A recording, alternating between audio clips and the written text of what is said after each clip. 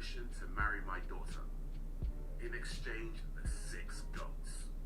And at that point, I was like, right, we're not doing this. This is, no. Look, I know people like to be traditional, but this is super disrespect. You know, like, how you gonna sit there? How you gonna sit there at your big age and ask me for 6 goats to marry your daughter? She's barely worth 2. Are you mad? Are you mad? Are you dizzy, blood? Listen, I gave you 1 goat and 2 chickens. That's my final offer. People are here just disrespecting women, man. I swear down.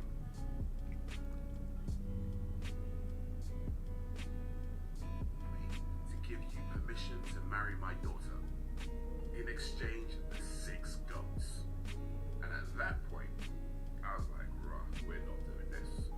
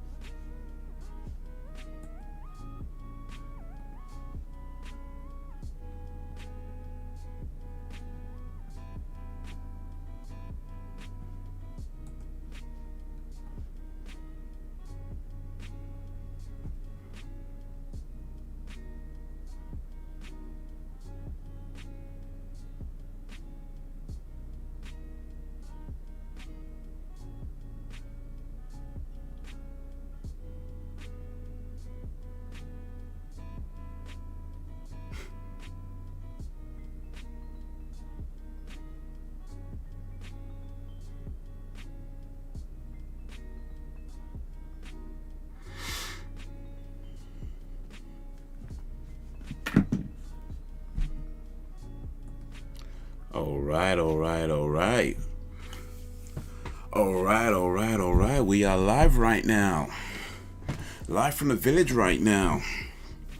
It is 7 minutes past 8 p.m. in the evening right now. On the 15th of November 2021 right now. I figured I'd come on live. You know, we do the weekly lives on Mondays here. Every week every week, Monday is weekly, that's what kind of that means, pretty much.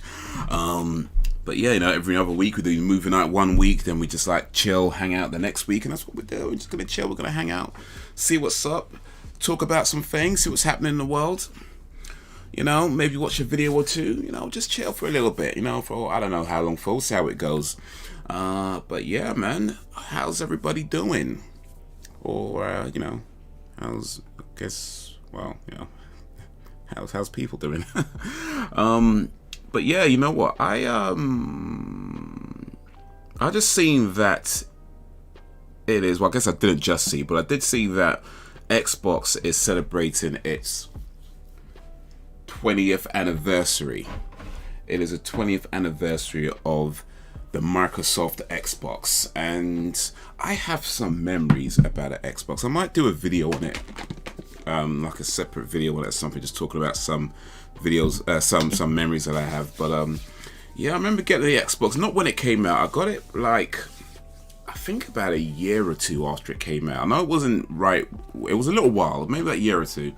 And I remember getting it from Blockbusters. So yeah, that's yeah, Blockbusters. And it was a massive thing, man. Like the box was like, the Xbox was considered big even back then. It was a huge console, and it was pretty loud as well. And I feel like it wasn't the first games console to be online. That was the, well, actually, it wasn't. That wasn't even the Dreamcast. That was actually the Super NES. For those who might not know, but the Super NES was actually the first online games console. But yeah, it was the first console to do it well. You know, the Dreamcast was pretty much the first one to do it in a wide scale. When the SNES did, it was just like Japan only.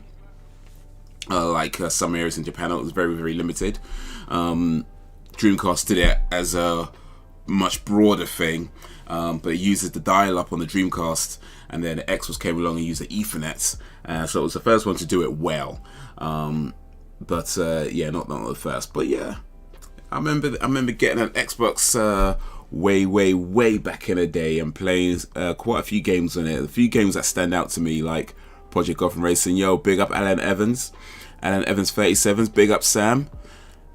How's y'all doing? I'm doing alright. Just reminiscing a little bit about the Xbox. It's the 20th anniversary of the Xbox, and just having a quick reminiscence session, talking about it.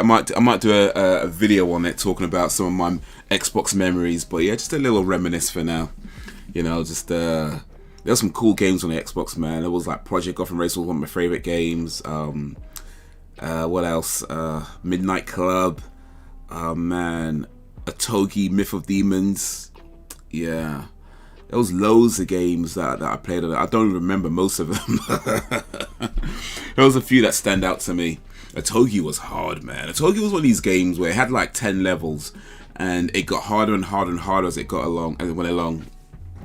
And I made it all the way to the final boss of the final level, and it just took the piss. It took the piss. It's like you beat this guy, and then he comes back to life, and you have to fight him again. But while he's got full life again, and it takes ages just to beat him the first time because he's so hard. But you beat him, and he comes back to life, and then like just as he's coming back to life with full health, you still got your diminished health from the beating that you took. So now you got to fight this hard boss again while he's on full health, and you've got little health.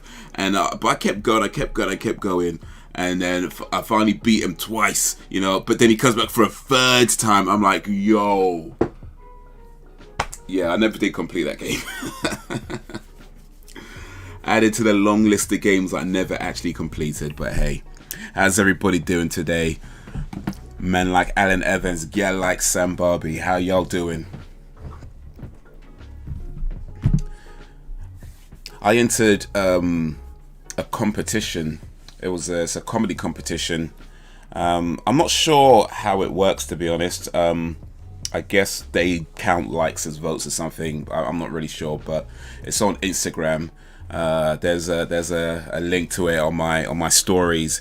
So this is me doing my tiny little promotion thing. I don't know. I never really promote my things as much as I probably should, to be honest. But yeah, I pull up a little story, you know, just a little story. Hopefully you find it funny, and if so, drop a like on it, and whatever that means to them, I don't know. But yeah, that's been what I've been doing. It was pretty cool though, because usually when I get messages on Instagram, it's usually like some company that, you know, they'll say, the start of the email was something like, hey, we came across your Instagram page and you've really been crushing it. It starts something like that, and then we're going to like, oh yeah, we're a clothing brand, and we think you'd be right for our you know, affiliate program or whatever it is. And basically what it comes down to is that they want you to buy their clothes from them, take pictures of yourself with their clothes on, post those pictures on your Instagram, and then if somebody who follows you happens to click the link or go to their thing to use your, you know, a code or whatever to buy some of their clothes, and they give you a little kickback from it. And it's like, that's just the worst offer. Like, how are you gonna approach somebody and then your offer is to for that person to buy your clothes from you? Like, nah, like if you're approaching me, then it should be like, one, either you send me the clothes for free and some money on top of it to take the pictures. Like, that's what I'm thinking. Like, if you're approaching me, you should be offering me money. You know what I mean? Not offering me the chance to buy your clothes and model them for you.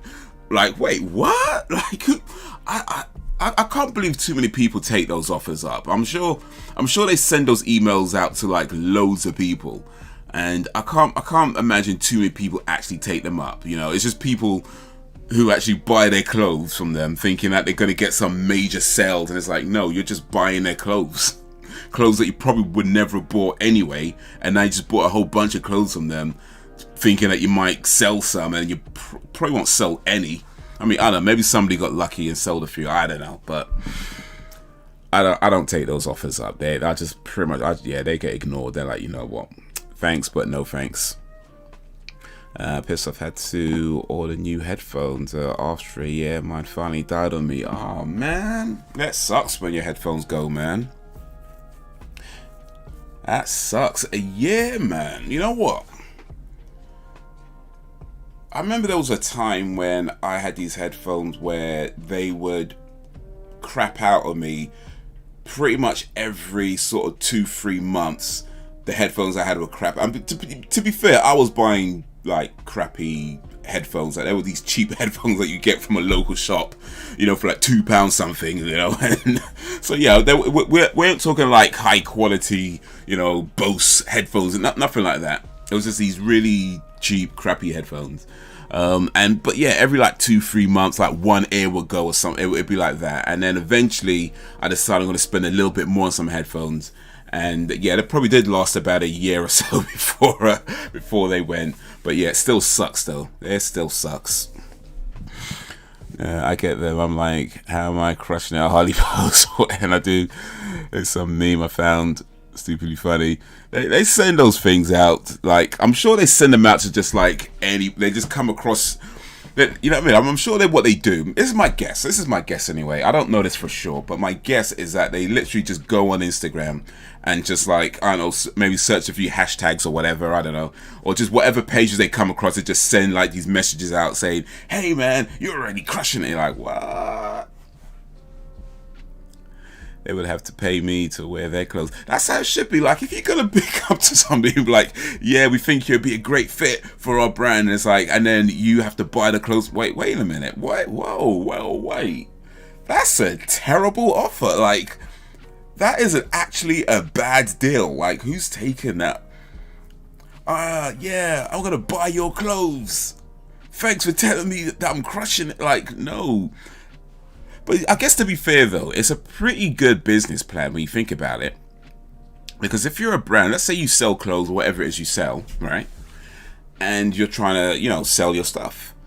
One way of doing it is to, you know, I mean, think about it. It's free advertising pretty much, right? Because all you're doing is sending like loads of people messages on Instagram, you know, and however many people you could come across. And let's say you send, I don't know, let's say 1,000 messages. Maybe, I don't know, I'm putting numbers out my arse here, by the way, but, you know, let's say you send 1,000 messages, maybe 2, 3, 4, 5 of them actually take the offer, you know. And if you're a relatively small company, that might be all you need, you know what I mean? Just like 5 people a week or 5 people, you know, every, you know, couple of weeks or whatever to buy a few of your clothes, and that sustains your business. Because I imagine a lot of these places, they probably don't have like physical shops.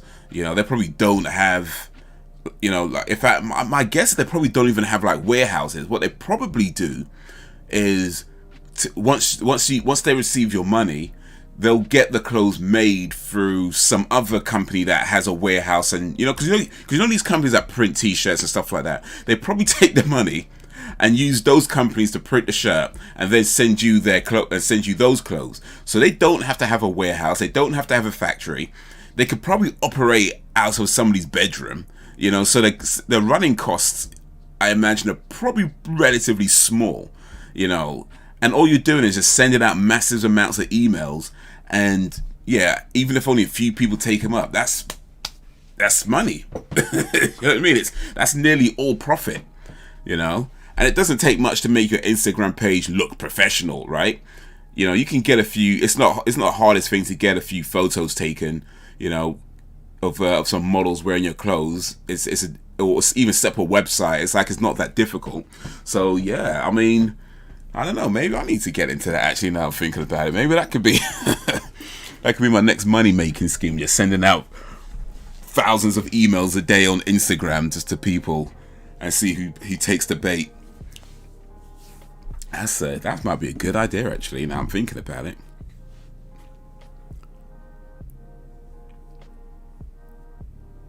You send them money and don't send the clothes, they just disappear. You know, to be fair, I doubt that happens. I mean, I'm not saying it wouldn't. I mean, of course, you've got to be careful out there. But I doubt, like, the ones that are doing it, they probably do actually send you the clothes. That'd be my guess anyway. I doubt it's that kind of a scam. But then again, I mean, I guess you never know. But my feeling is that you probably would get the clothes. Because I remember I did search online on YouTube one time, just saying, what's this company about? You know, because you could find stuff on YouTube, and I found some video of some people talking about some of these companies, and there were I can't remember what she was saying exactly, but she did receive the clothes, but I think she's ultimately saying that because she has a small following, you know, she doesn't get much money from it, and or any money. I can't remember what she said in the video, but yeah, she did receive the clothes. So I doubt that it's that kind of a scam. But yeah, I mean, when you think about it, it's probably like a pretty lucrative business when you think about it. Like, even if you offer a discount, you just make sure you're charging enough money to cover the cost of the clothes you need to print, cover the cost of shipping it out, and then, you know, leave some money over for yourself. And yeah, like you could keep your business costs pretty low. You can keep your business costs pretty low. Maybe it's not like a big money maker, but certainly I can imagine you could probably make, you know, a few, say like an extra £100 a month, or maybe a few £100 a month or something like that. I'm just saying, if you've got time to send out, you know, a few thousand emails a week, make yourself a little bit of money. I'm just saying. I want my money. They can help me find it first. I could send them on a heist and pay them 10%. They get to keep their clothes. Yeah, exactly. Find my money. You keep the clothes. Just find my money.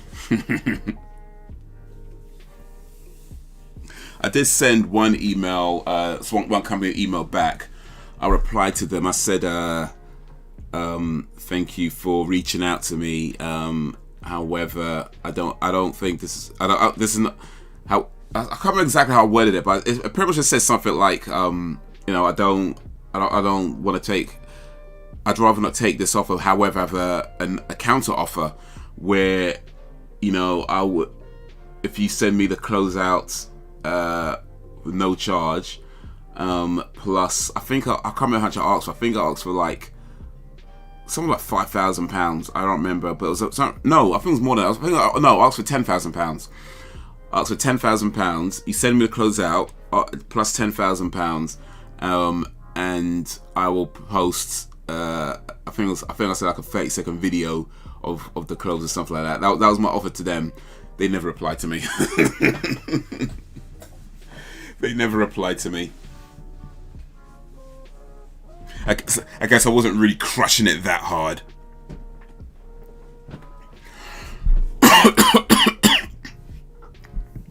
But nah, man, I see all these YouTubers, like, they're always talking about how people reach out to them and send them stuff. Like, companies will send them stuff because it's effectively free promotion for the company.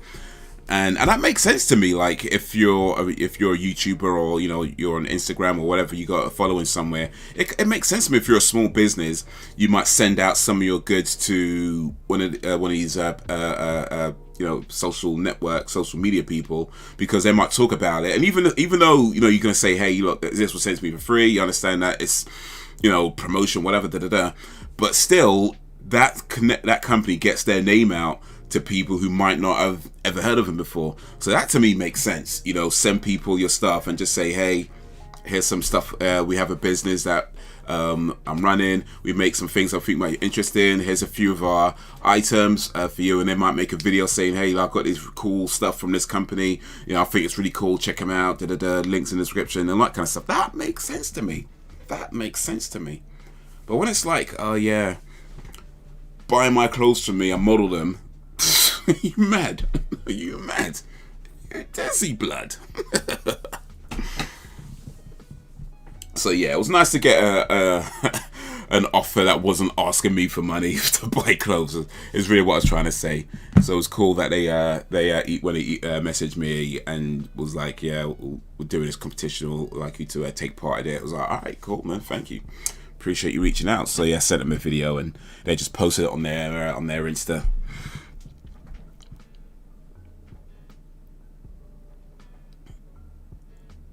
Yeah, they changed their minds. Like, nah, he's not crushing it really. Yeah, can't be crushing it that hard. If I'm not worth £10,000 to promote your clothes, I guess I'm not crushing it that much. I'm not really crushing it that much. I'm maybe just touching it. I'm not crushing it. I'm just touching it. That's what I'm doing. I'm just touching it. But hey, it's all good. It's so good. It's so, I'm gonna move. Is it this way or that way? No, that's fine there. I think that's fine there. Oh, actually, no, that's not right. Oh, event. Okay, I need to do this, and then I need to. That's event list. What's the other one gone? Chat box. That's what I'm looking for. So I'm gonna move this over here to the corner and move this just underneath that. And I don't know, I think that's better. Is that better? Is that better? I don't know if that's better. You let me know if that's better. I should put like a border or something around these. It looks a bit plain right now. But yeah. It's so good. It's so right.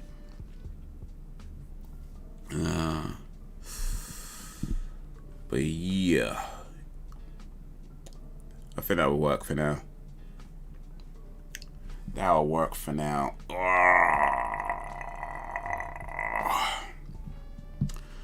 Man, so yeah. I just watched Shang-Chi, Legend of the Ten Rings on Disney Plus. Came out a few days ago. Well, I mean, it came out a few months ago, really, but just got released on Disney Plus a few days ago, and I just watched it today. It's pretty cool, It's pretty cool. I could definitely see. I saw like a lot of people who rated it quite highly. There were a lot of people talking about it in a lot of positivities, and I could definitely see why. It's a pretty solid film. Cool action, good martial arts, pretty decent story. I mean, I feel like I can pick out a few things on it, though. I mean, I feel like these days I tend to like watch films with a bit of an eye sometimes, where I look out for certain things, and I feel like I could nitpick a few things in that movie, but save that for another time. But still, it's a good film. 4 likes, big up for the 4 likes. Appreciate you guys, man. Appreciate it. I like that you like. I guess do we know how many dislikes I have though? Have they taken it? Is that still available to see? By the way, because I know YouTube are going to take away they're going to take away the dislike visibility. So on my screen I don't see the dislikes. I mean, on the live stream screen that I have, I don't see the dislikes anyway. I can see them eventually if I go into a different part, but that'd be like after the stream's over. But on the watch page, does it show, like, if somebody clicks dislike real quick, and does it actually show the number, or is it still normal for now? YouTube had to change things up, man. I watched John Wick 2 on Netflix. Oh, nice. Yeah, John Wick 2 is a good one. That's the one with Common and Ruby Rose. And yeah, I like John Wick 2. That's the one where he goes to his friend from his past comes to visit him because his friend hears that he's back in town now. John Wick is back, and he comes to visit him to offer him that job as a favor because John Wick still owes him that favor. But John Wick don't want to do it, and so he shoots up his house. Actually, I won't say too much in case people haven't seen it, but yeah. Would you think of, for those who've seen John Wick and the Matrix movies, Would you think of the theory that John Wick and Neo are the same person? There is a theory going around that John Wick and Neo are the same person. What y'all think of that theory? Yeah, still shows dislikes. Alright, cool. So it's still normal for now. I guess I ain't made that change just yet. Or maybe it's one of those things that changes gradually where, you know, some people see the change first and then other people see it later. But for now, at least, you can still see how many people don't like me very much.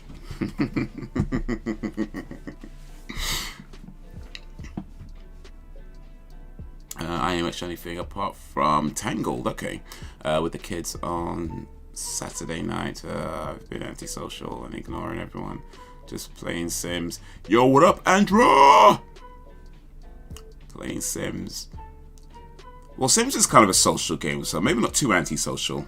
I mean, you talk to people in Sims, right? Granted, you're talking Sims. Was it Simglish? They call it Simglish, but it's still talking. I think I've seen Tangled actually. I don't remember. I think I've seen it. But yeah, big up man like Andrew. If you don't know about Andrew Senator, in fact, Sam, as a heavy metal fan, you should check out Andrew Senator's YouTube channel because he talks a lot about heavy metal bands, power metal bands, a lot of bands, sort of smaller bands that you may or may not have heard of. Dives deep into their album, singles, does a lot of synopsises. that word. But yeah, if you like heavy metal, heavy rock, power metal, and you want to maybe get a few recommendations, you know, of bands that you might not have heard of, like, you know, a power metal band from Norway, for example, you know, or a heavy metal band from Sweden, you know, stuff like that, then yeah, check out Andrew Senator's YouTube channel. That goes for anybody who likes the heavy metals, or indeed if you just want to see somebody do a really good in-depth review. Maybe you don't like heavy metal and you just want to see somebody do a really cool in-depth review of something. Check out Andrew Senator's YouTube channel for that. So big up man like Andrew. In fact, Andrew and I had a little chat not too long ago, so that's another video to check out as well. So yeah. They're both played by the same actor. Oh no, okay, yeah. So they're both played by Keanu Reeves, but the theory is that Neo and John Wick are the same person, as in not the same actor. I mean, yeah, the same actor plays them, but as in Neo is John Wick is Neo, but I guess how can I explain it? Say it's like John Wick is effectively a reincarnation of Neo, is what the theory is ultimately saying, that John Wick is inside the Matrix, as Neo was inside the Matrix, and the whole world is the Matrix world, where though John Wick might not necessarily know that he's inside the Matrix, whereas Neo, of course, was awakened to know. So it's an interesting theory, because there's a lot. In fact, the stunt director of John Wick worked. Not the stunt director. The director of John Wick was the stunt coordinator on the Matrix movies. So there's definitely a lot of things from Matrix that you see in John Wick. A lot of like things that match up. But yeah, it's a really interesting theory when you see a lot of things that match over, and just like tiny little tidbits that carry over from films to films. I mean, officially, of course, they're separate movies, but just the fact that so many things are kind of connecting in a way they've made John Wick and the way the Matrix was done, it makes the theory real interesting that John Wick is a reincarnation of Neo inside the Matrix. So yeah, it's a theory worth checking out. It's good to be antisocial, Sam. It rejuvenates his soul. It's a good excuse as any. I'll check the channel out. Yeah. Check him out.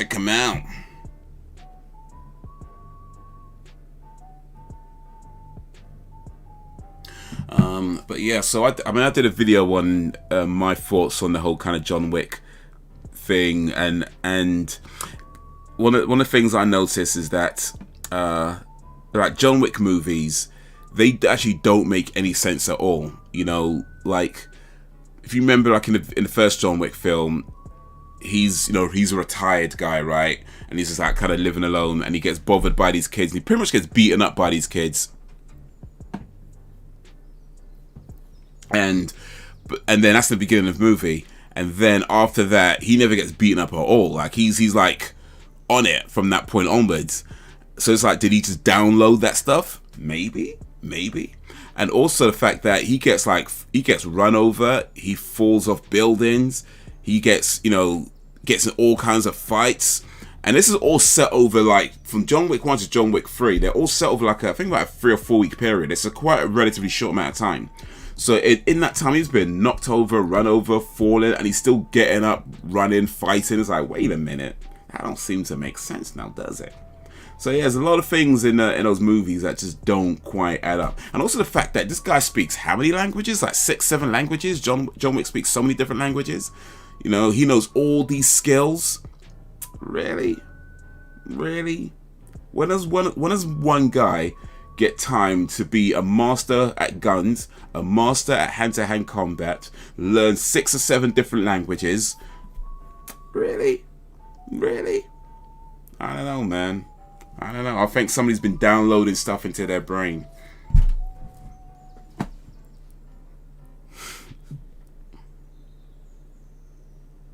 Oh, says about me. Well, men like Andrew Senedra, rock band drummer extraordinaire, wrestle fan, comics fan, heavy metal guy, heavy listening,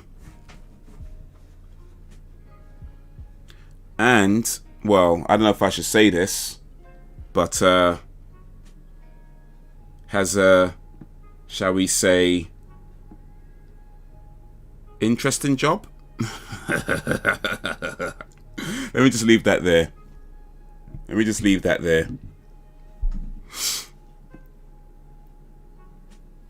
Yo, what up, Velasca?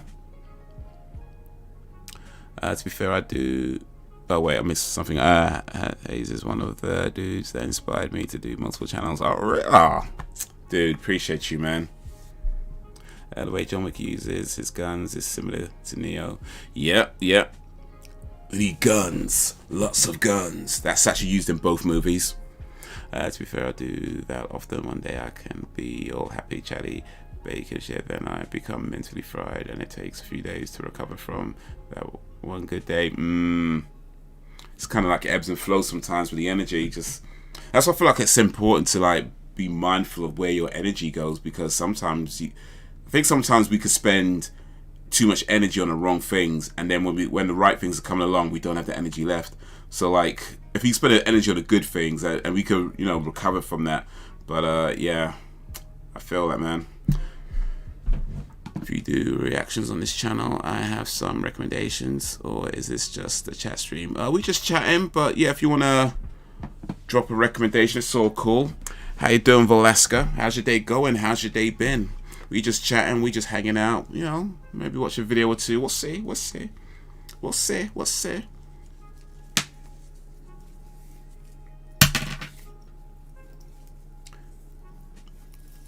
But yeah, we do this every Monday, for those who might not know. Live on YouTube every Monday.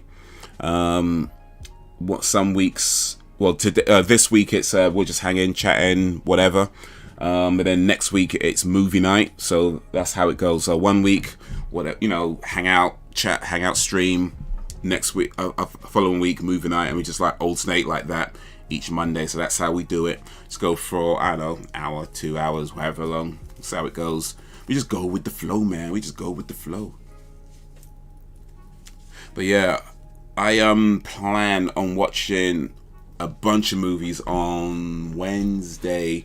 Hopefully I'll get some time to watch a bunch. Oh, I was watching, are there any anime fans in here, by the way? Because I was watching Legend of, what's it called? The Last Airbender, Avatar The Last Airbender. Just watched the first season of that, and it's an old school thing. It's been around ages, but I've never paid much attention to it. But yeah, watched it recently. Watched the first season recently, and it's pretty good, you know. definitely enjoyed it a lot more than I thought I would. But yeah, pretty good. Like, it was pretty solid in the story, the development, the characters. There's like 3 seasons in total, so it's not even that long.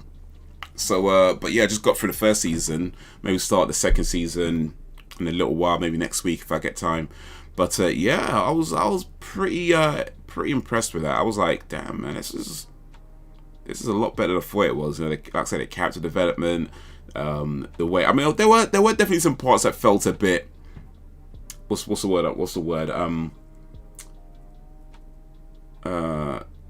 Convenient, right? There were parts that felt a little bit too convenient, but aside from that, whatever. I mean, it's a TV show, you can't get everything right. But yeah, no, overall, it was pretty solid. So yeah, definitely looking forward to checking out season 2, and hopefully, maybe, if not this week, then maybe next week. But yeah, man, if you don't know about Avatar: The Last Airbender, it's on Netflix, by the way, as well. Then yeah, you might want to check that out. Doing good. I heard you into heavy metal, so you might like this trap metal artist, Scarl XRD. The song I recommend is Dr. DXXM. All right, let's see what that's saying.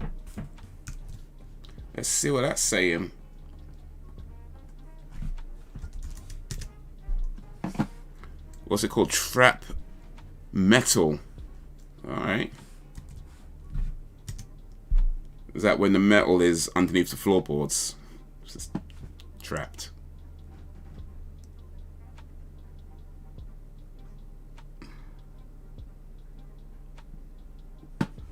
The excess. Okay, so alright.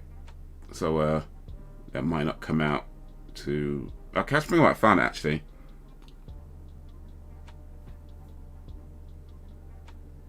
Oh, you mean it's pronounced OS? Oh, right, okay. So... Oh, wait.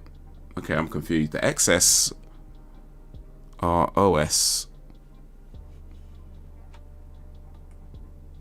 Oh, the X's are O's. Oh, okay, I see what you mean. The X's are O's. Okay, so Scar-Lord, Dr. Doom. Okay. Okay, now I see what you mean. The X's are O's. Right, gotcha. Okay, I'm with ya. So pronounced Dr. Doom, but he put X's instead of O's. Gotcha. I see. Alright, well, I just found this one from Scar-Lord, who for some reason does not like to use O's. Scar-Lord does not like to use O's, he likes to use X's instead. So maybe we'll find out why Scar-Lord has a what's the word I'm looking for? He has a I don't even know words. Scar-Lord is allergic to O's, that's what I'm trying to say. Okay. Alright.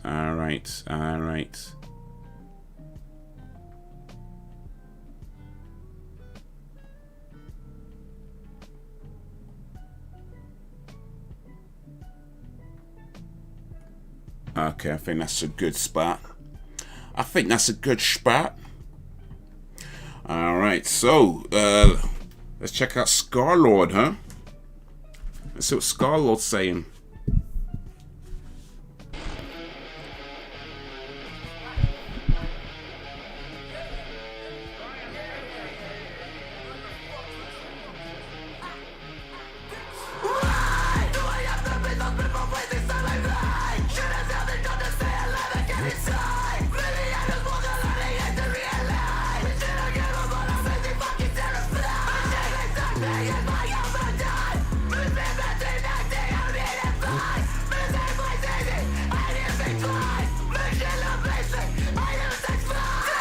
What are we thinking so far? You know what? It's kind of good. Yeah, it's kind of good. Yeah, what you say? It's hype. Yeah, I can see that hype. You know, I feel like this is the type of thing that if you heard it in a club, like you can go pretty nuts to it. You know what I mean? You can go pretty nuts to something like this in a club, you know. Or if you're like in your car or something, just like in that. Yeah, I feel like that's where you'd want to play something like this, you know, where somewhere where you could just like rock out and not really think about whether. Actually, maybe not in your car because you might crash. That's actually a bad idea to be. Now I'm thinking about it, you might crash in your car. But you know what I mean? Just somewhere where you could just kind of rock out a little bit. So yeah, I feel like this is a club. This is a club anthem. This is a club banger. But gym music, yeah, that's yes.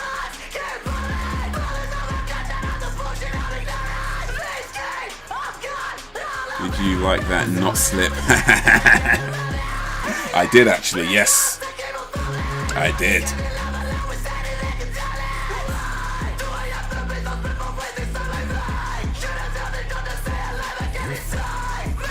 You know what, when people sing like this, I do kind of wonder, like, they must drink the most amount of herbal tea because like, that's gotta wear down your throat.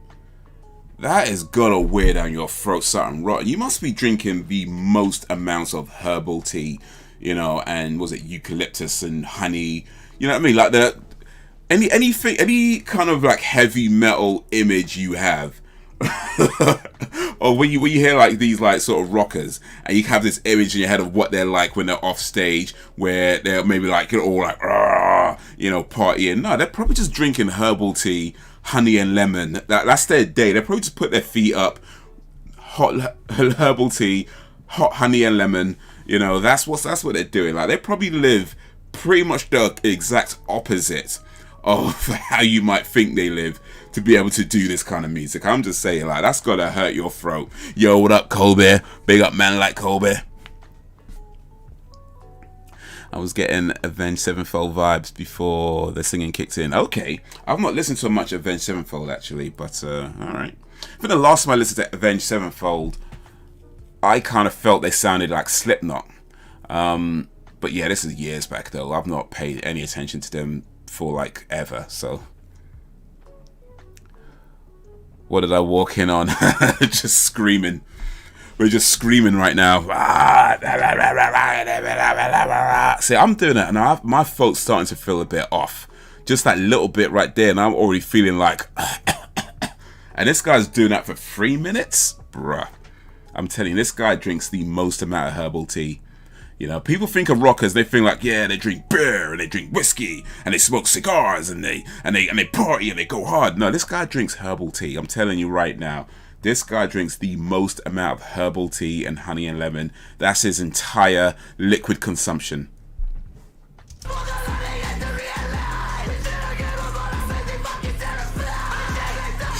After a crazy song, they sit down and do some bits. Exactly. Exactly.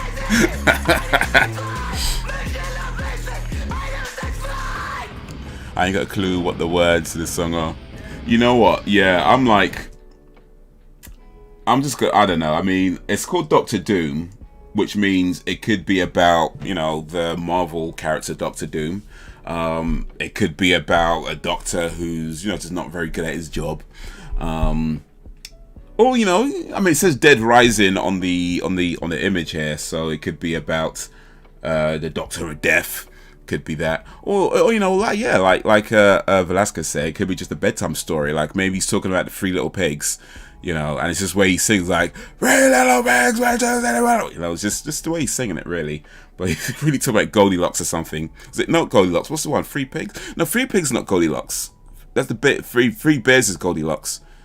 The Three Pigs is was it this little piggy with the ball? That's the Five Pigs. This little piggy with the ball. Yeah, that's the Five Pigs. This little piggy went to market. This little piggy stayed at home. This little piggy had roast beef. This little piggy had none. And this little piggy cried wee wee wee wee wee wee all the way home. So that's the little piggies. That's what he's saying really, but it's just the way he's singing it. It sounds like something else. Doctor Doom doesn't like the piggies, and I think that's the name of the song. That's why it's called Doctor Doom, because Doctor Doom don't like the piggies. So that's why you gotta sing it hard as well, because when you sing about things that people don't like people, you gotta go hard. But yeah, it's piggies. He's talking about the piggies. With this hyper song, you gotta recharge between gigs. Hey, for real, for real. He's still not inspired, and you have to hear the lyrics. Can't really tell first time. You know, it's this type of thing that if you want to, I think, well, I don't know about you, but for myself at least anyway, if I wanted to know what they're saying, I'm probably going to have to either listen to it at least 3 or 4 times, or, yeah, just find the lyrics online and read that, you know, because my ears don't pick up the screams as well as they once might have. Like, back in the day, you know, I used to listen to, like, Cannibal Corpse a little bit back in the day, and that I could kind of make out a little bit as to what they're saying without, you know, having to look it up too much. But yeah, I guess the truth is I don't always listen to a lot of stuff like this, so when I do come across it, my ears aren't really attuned to hearing all the words. I might catch a word or two, but Jen, I'm not attuned to hearing it that well, so I'd have to either listen to it a few times, like a few, like 3-4 times, or yeah, just go find the lyrics online and read that. Like, what was I listening to the other time? Napalm Death. I was listening to their last album. And yeah, I did not understand a word they were saying for the whole album. Apart from like one song where I was like, oh yeah, I got that word. I got that one word. But most of it I was like, it just sounds like screams, but which is what it is really. So yeah. We checked out Slipknot. Yeah. Gotta check out some Slipknot, Al.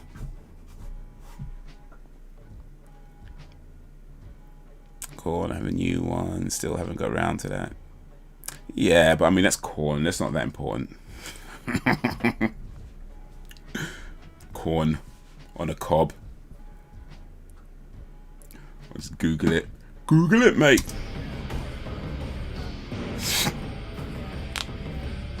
Actually, I might Google the lyrics after this. Actually, let's play.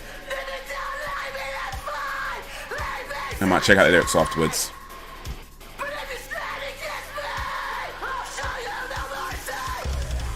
I think it says show the voices on that one. I like the drums though. The drums are sick. Bury you.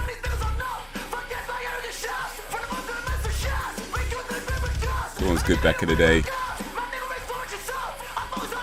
We're back when they were in the field. Oh, that's Korn when they were flakes. I keyed. Actually, to be fair, I haven't listened to a lot of Korn over the years, but the stuff that I've heard, I guess they're okay. But they're the ones that did Freak on a Leash, wasn't it? I'm sure Korn did Freak on a Leash. I think that's one. I think that's like one of their famous songs back in the day. Freak on a Leash. Double kick gnarly. To try some septic flesh, excuse me, if you want something majestic and enormous. Oh, I heard Dr. Doom.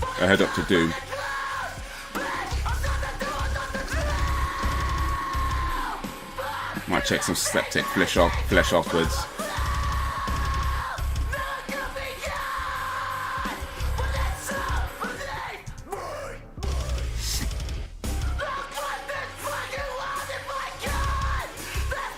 Yo! Josh Carlos, Ocean Man, Mark Martel, Electric Guitars, Queen Montage. Yo! Appreciate the $1.99. Big up man like Josh Carlos, appreciate that. So yeah, was it Mark Martel? Alright, let me copy that over. Darn. Why don't you go get yourself something nice? I appreciate you, man. That's let me move this over here. Men like Josh. And with the request, was it Mark Martel? I put this over here. Let me come to that in a sec. Let me come to that in a little bit. Put this over here.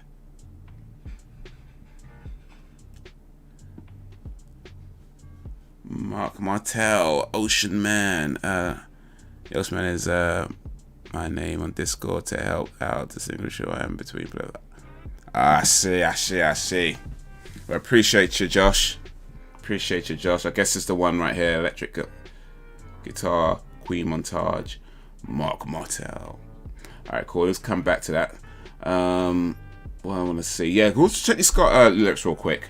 We just listened to this song, and yeah, I think I heard like I heard Dr. Doom, and I think I heard "Show Me the Flesh" or "Show You the Flesh." Why? Yeah. Brian Spencer. Yeah. I'm gonna fuck you too hard, bitch. Well, that's a nice intro, isn't it? It's a nice thing to say. Why do I have to be so split both ways inside my mind? Should I self-destruct or stay alive? I can't decide. Maybe I'll just walk along the edge to realize the shit capable of makes me fucking terrified. Only shit that excites me is my own paradise. Made me flick back 2019. I don't need advice. Makes the sacrifice easy. I ain't even thinking twice. Makes the shit look beastly. I ain't ever satisfied. I ain't gonna read this whole thing, by the way. Just get to this first verse. Dig deep, don't stop, keep going. I told myself this fucking words. I lived it how I spoke it. Whiskey on rocks, keep pouring. Focused on my craft. Shout out the bullshit I'm ignoring. These keys I've got, I'm open. Made myself a lot, but shit, I did it in the moment. Big leaps, big hops, I keep evolving. They only give you love along with sending their condolence. That sounds pretty deep, you know. Only give you love along with sending their condolence. Interesting. I won't read the whole thing right now, maybe later, but that's I have to think about that one. Happy you mess with it. You know what? I like to. Well, I mean, I guess I don't like everything, but you know, I feel like I could appreciate most types of music. Like even if it's like music that I don't necessarily listen to, or you know, isn't necessarily for me, so to speak. Like, well, you know, I feel like I try to appreciate like people are trying to do something, and even though you don't always get it or you don't always understand it, you know what I mean? It doesn't mean it's bad. It's just like everything's a different, you know. And I think there's just so many different styles out there, so many different new styles coming up, and people just trying things that are weird and wonderful. And some of it works, some of it doesn't work. But you know what I mean? You know what? Just like big up to everybody trying out there, man. Everybody trying. I like Popular Monster by Falling in Reverse. He raps a bit in that, and it's got a hard rock feel. Okay, I know that one. Falling in Reverse, otherwise known as Standing Up. Alright, let's check out this one. Josh put a little dono on this, so let's give this one a little love. Pause that for a sec. We come back to was it Septic Fish? Any particular song, by the way, and Andrew? I know you said Septic Flesh, but does it matter any of these, or maybe just this first one? But yeah, let's check this one out a little bit. So this is Mark Martel, electric guitar, Queen Montage. It is 5 minutes. I'm more of a metal head and rock and roll type of guy, but open to others like pop and hip hop. The thing is, I feel like all music is kind of linked. You know, it doesn't seem like it, but I feel like all music is really linked in ways that doesn't always stand out. Like heavy metal is very, very close to things like classical, you know, and it doesn't sound like it when you listen to it the first time, because classical is usually really soft, heavy metal is usually really hard.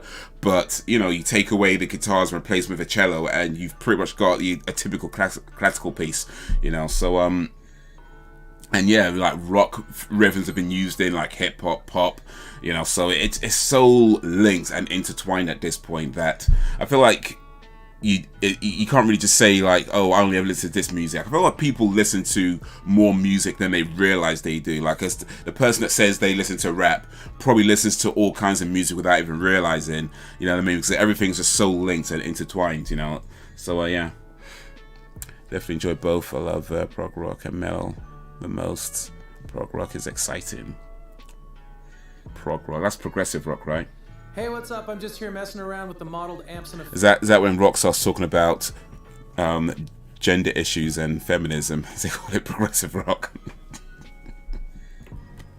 But let's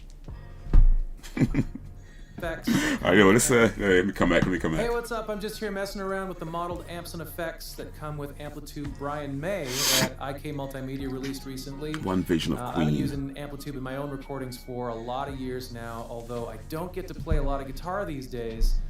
Messing around with these sounds has been really fun and inspiring and really makes me want to play more, so I thought I'd show you some of my favorite sounds.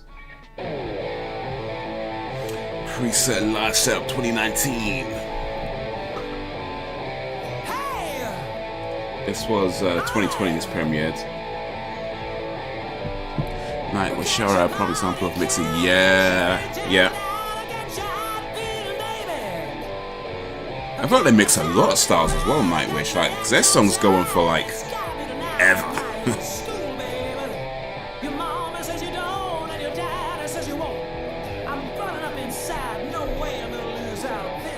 This bit here sounds like, I don't know, I want to say like,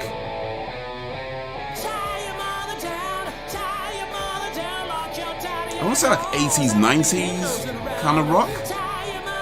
I don't know the band he was singing, or the song he's singing, but it just have like an 80s kind of 90s rock kind of sound to it.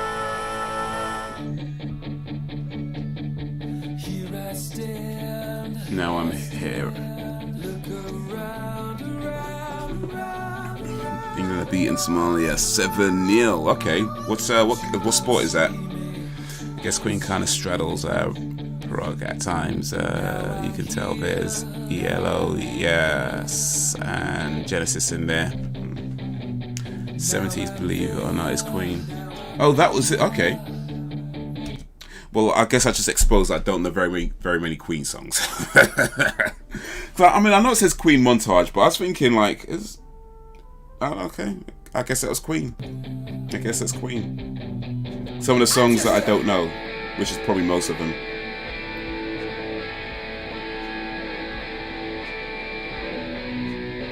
Just a new man. Yes, you made me live again. To hear a mix of orchestral, classical, and Nelson, man. The baby I was when you took my hand, when the light of the night burned bright. Oh, okay. Football. But you knew my name on sight. Whatever came of you and me, America's new bride to be. Well, don't worry, babe, I'm safe and sound. Down in the dungeon, just peaches and me.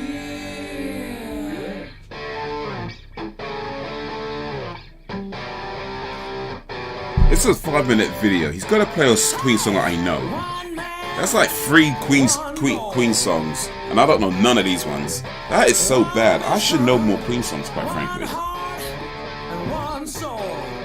I should know more Queen songs. This is what this video was. That's what I'm getting from this video. I should know more Queen songs. I don't know enough Queen songs.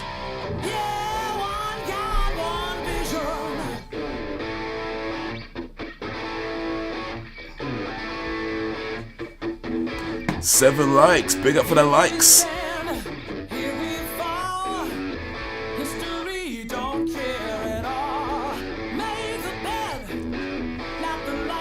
Appreciate the likes, guys. Thank you. We're live every Monday as a current schedule on YouTube. One week we do streams like this where we just kind of chill, hang out, talk about whatever, maybe watch a video or two.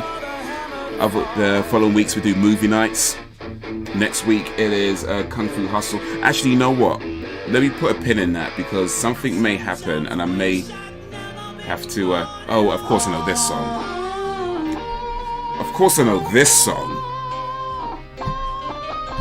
I might not know very many Queen songs, but I know this song. Okay, I'm not that far out of it.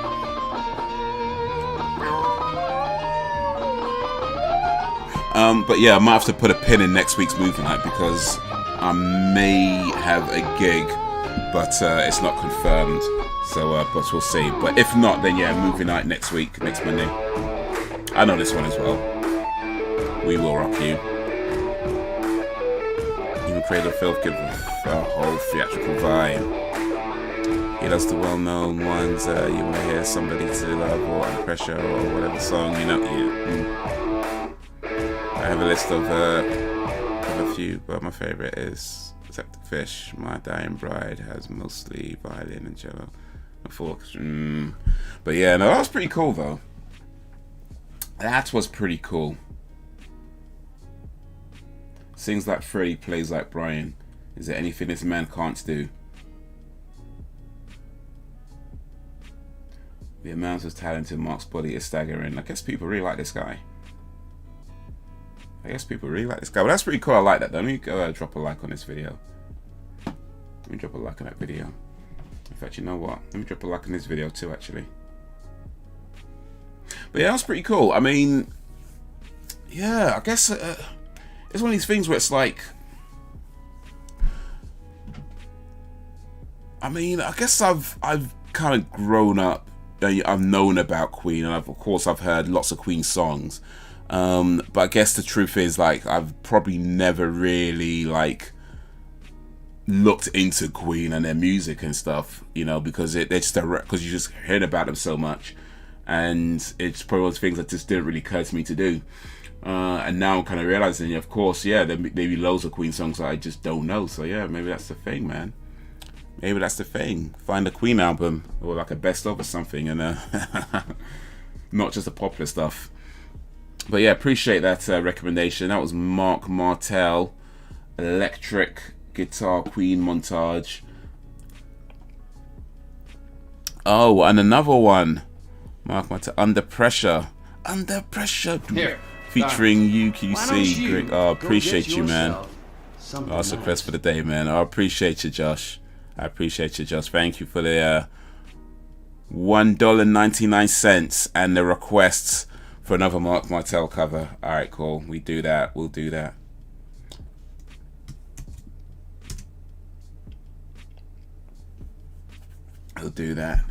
Mark Martel, Under Pressure, featuring UQC, Queen cover. UQC. I'm guessing it's another YouTuber.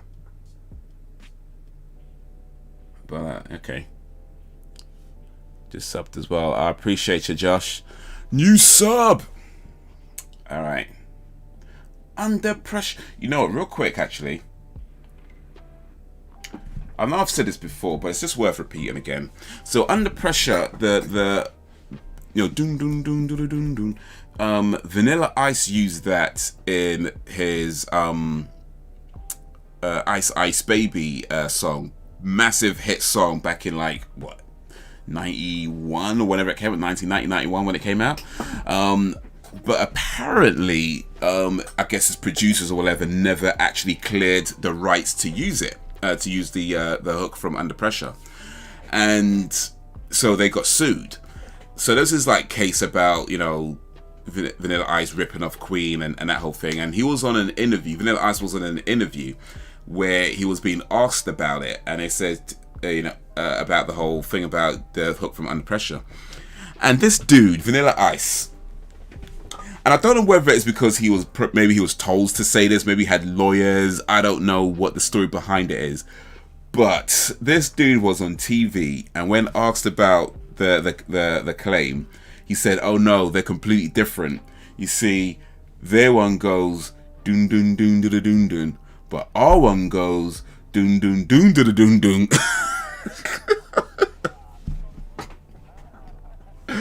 I was like, what?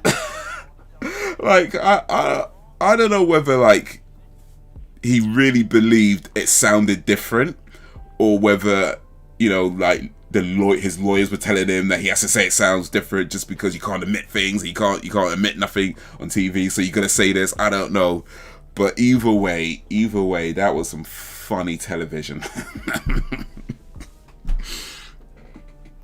Catherine Blake by my Dying Bride used to be my favorite. Beats a bit favorite of mine. This was many years ago. I ain't listened to them in ages though. May have to visit them again. You didn't want the legal business for real. Yo, Sammy Talks, big up for coming through. I really appreciate your video, Michael Jackson versus. Oh, thank you. I appreciate you appreciating it, Sammy Talks. But yeah, big up Michael Jackson, big up Drake. You know, people comparing them, and it's like, nah, we don't need to be doing that. We don't need to be doing that. We don't need to be doing that at all. I don't think it's too many. I mean, I would say in general, it's no good idea to compare musical artists because everyone's doing their own thing, right? But yeah, comparing people to Michael Jackson, just nah.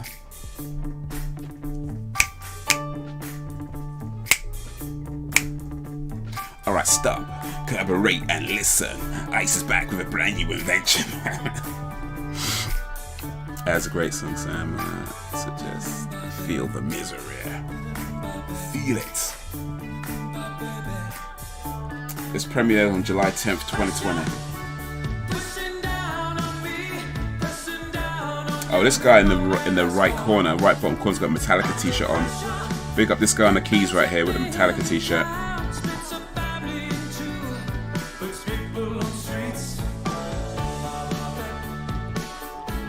It must be quite difficult to do something like this where you get everyone in different rooms and you have to like kind of sync it up and edit, because everybody has to be on the right timing when they record it.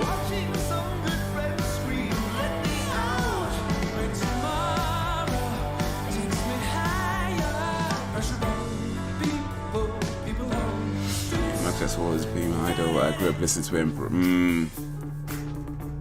My earliest memories, or at least some of my earliest memories, involve Michael Jackson and listening to Michael Jackson music and being excited for a new Michael Jackson song. So yeah. You heard of Testament? I don't believe I have actually. Under pressure.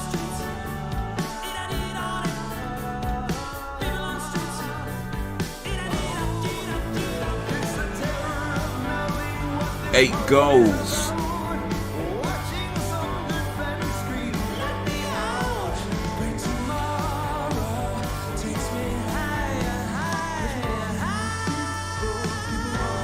Yeah.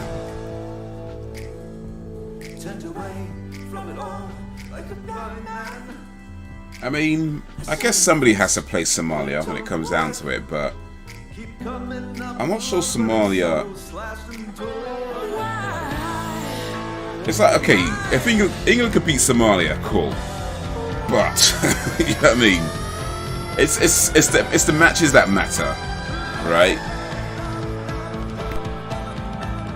Somalia, okay, great, celebrate, but I don't know. I feel like in football, I can't get excited until.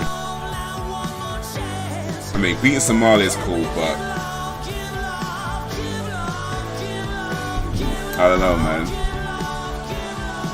Was it the last? Was it Euros? The last Euros, where I think we got to the semi-finals, or we get to the finals. I don't remember. We got pretty far, and it was like so close, man, so close.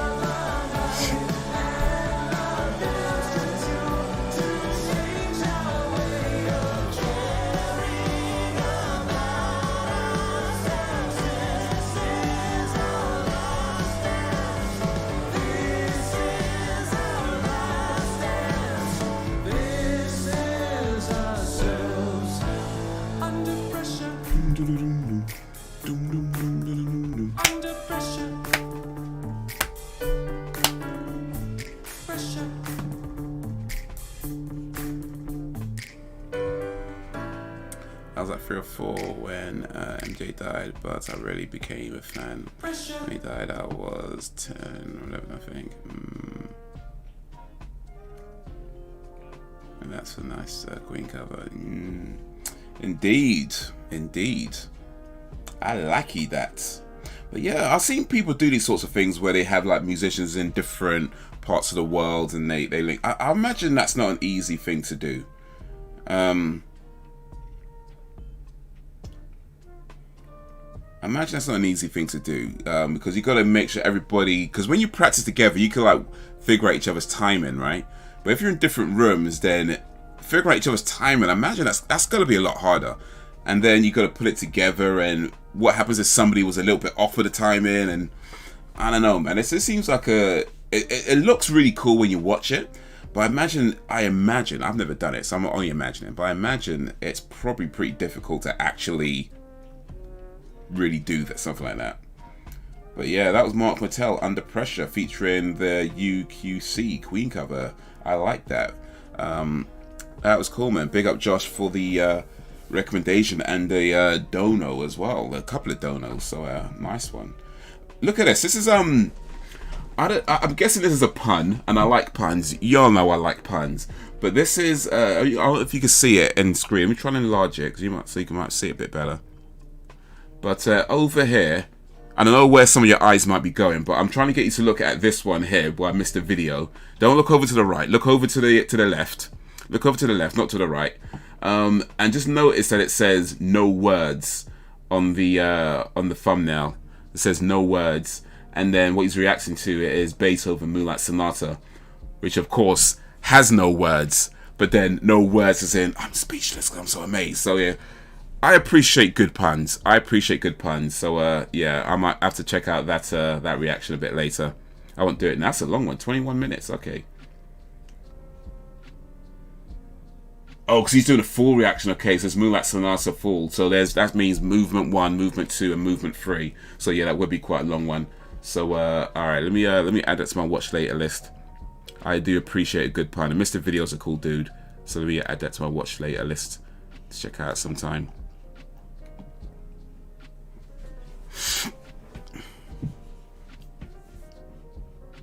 Oh, and by the way, no, I'm just saying. I like Abram Preach. Big up Abram Preach all day, every day. But I'm just saying that apparently you can have that in your thumbnail, but I can't talk about feet as a metaphor for life. I'm just saying. This is YouTube. I'm just saying you can have that as your thumbnail, but I can't talk about feet as a metaphor for life. Yeah, that's YouTube right now. But yeah, I like Abram Preach. So yeah, big up Abram Preach still. Balloons, it's not bad. What's not bad? Tom is at his best with these songs. That's just me. Play Testament, practice what you preach. Tom Mac, it's Balloons. I'm glad you found your channel. I appreciate you. Testament, practice what you preach. Why does that sound familiar, though? Why does that sound familiar?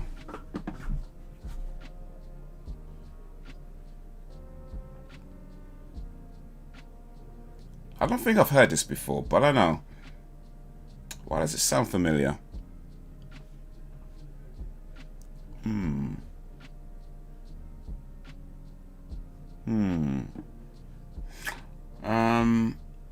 Alright, let's check this out. This is the official video from Testament.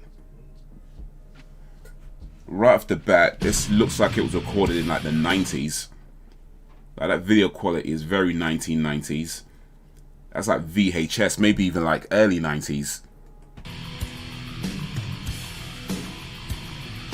Like early mid 90s this looks.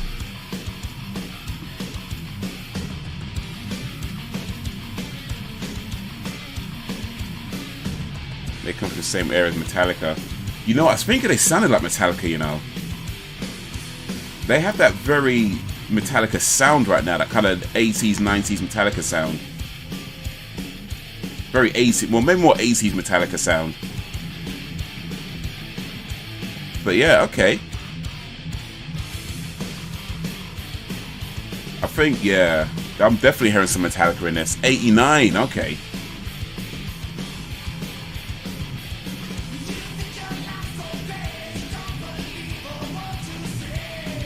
He even kind of sings a bit like Hetfield as well, doesn't he? Part of the second Big Four.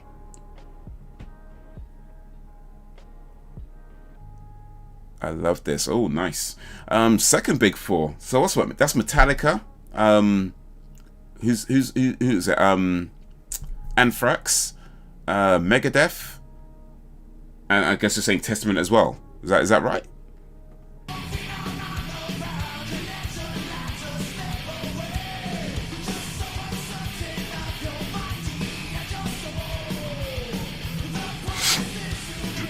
Megadeth, Anthrax, and Slayer. Oh, okay. That's Chuck Bailey.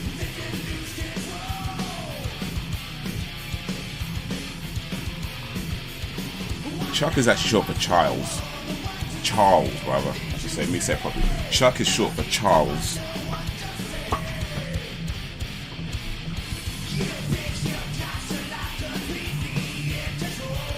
Actually, you know what? Speaking of like Metallica, we were having a fun earlier. We make some jokes earlier about how, you know, those guys who probably drink herbal tea, which they probably do.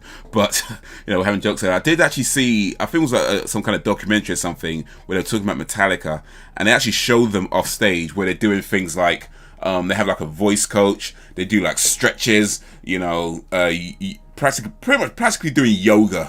You know, before they go on stage. But this is like because they're all older now, so they can't, you know, they can't really move as much as they used to, and you know, they've got to be careful about, you know, certain injuries that they've had over the years, so they can't just go out there all raw. So they do like all of these stretches and stuff like that. So yeah, I'm just saying, your image of a heavy metal band versus what they actually do could be very different. Native American, okay.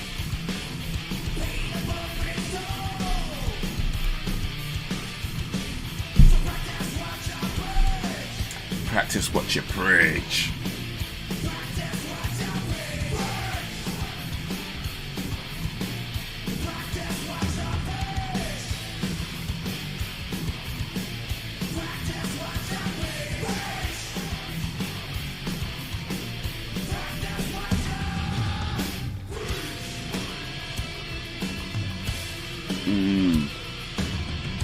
So Testament, are they still around then? Are they still performing?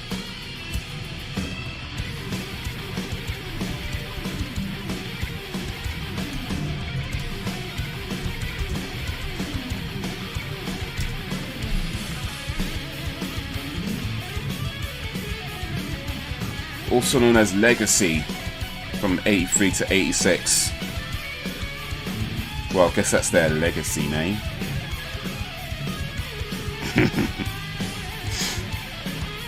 Members Chuck Billy, Alex Skolnick, Steve Diogeo, more.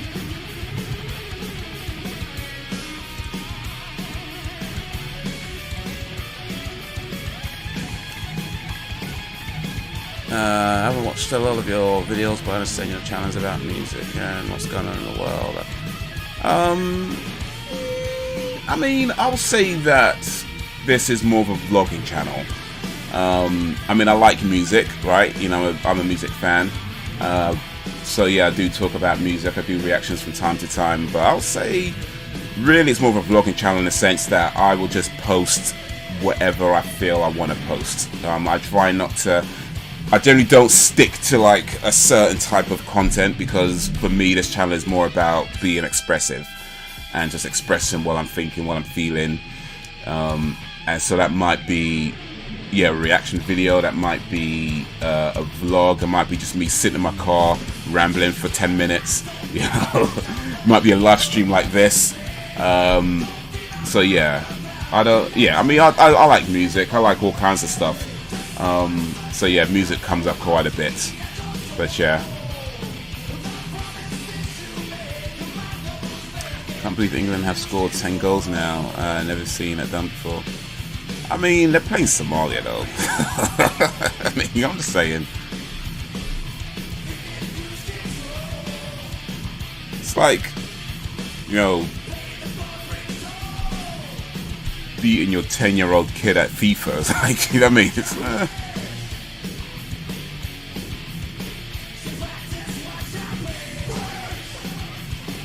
what's the band name? Oh, that's called Testament. It's their Testament. It's their wiki page right now.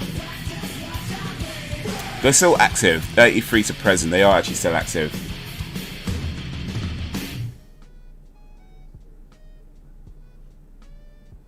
Labeled as one of the big six of the 1980s Bay Area thrash metal scene, along with Exodus, Death Angel, Lars Rocket, Forbidden, and Violence.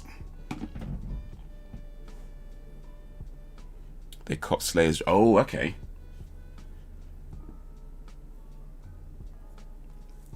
Testament Children of the Next Level is one of their new songs. Check it out and see how they've evolved since the 80s.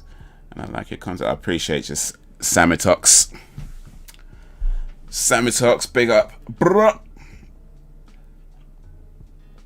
The Angel is incredible. Alright, alright.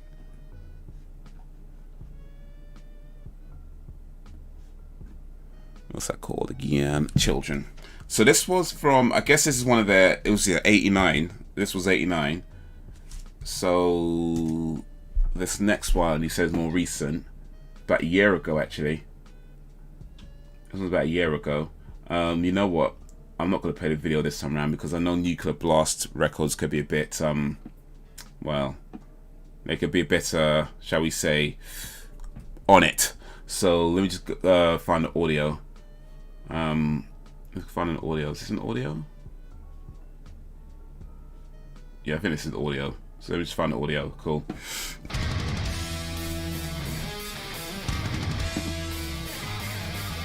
Oh, excuse me. You can call me Sam or Sammy. It's fine. All right, Sammy. I'm gonna say Sammy because Samantha was already Sam. So to save confusion, I'm gonna say Sammy if that's okay. Got Sam and Sammy.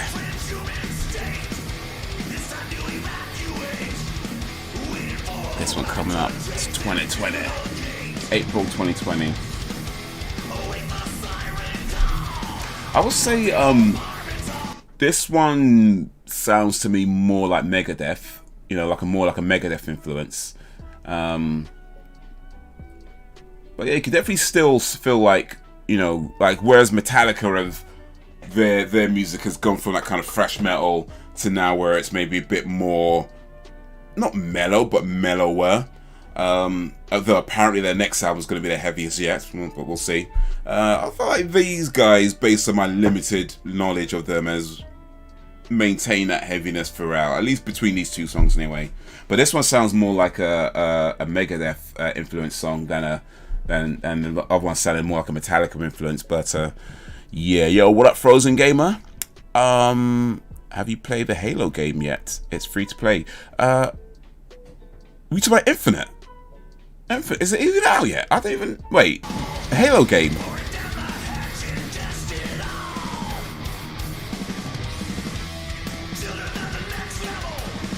Do the album version. Okay, is this the album version? Oh, okay, cool. It's the right one then. Cool. Let me do something Metallica. Sammy's my name, actually. Alright, cool. Sammy! Many people call me Sam, so I'm used to it. Online is free to play. Oh. Yo, what up, Brax? How you doing, man? I just found out that... So, let me see. So, Halo Infinite, the online is free to play.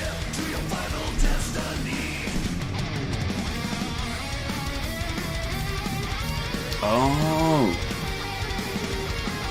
Microsoft surprises with early Halo Infinite multiplayer launch today. A huge surprise Xbox birthday gift from... Oh. Well, it's 20 years since Xbox started, so I guess this is a cool thing to do.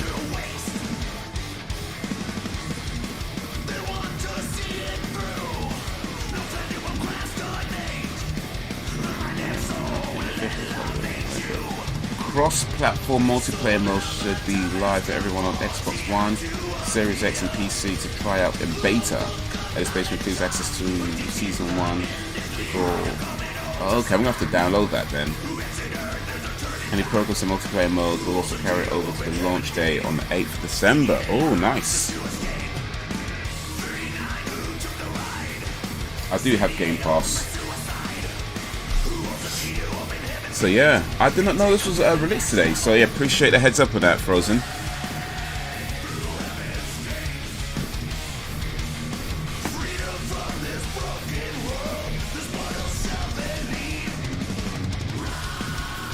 People playing with fireworks outside my house. That's amazing. Fireworks outside. I guess we got some fireworks inside as well.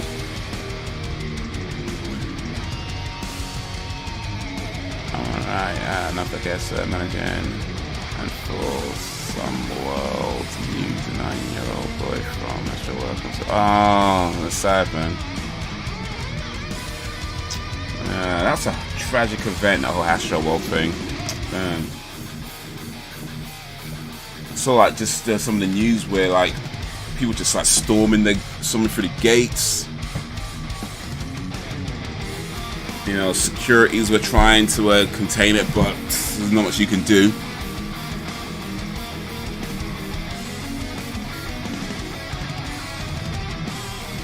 '80s metal is fire. Ain't that the truth?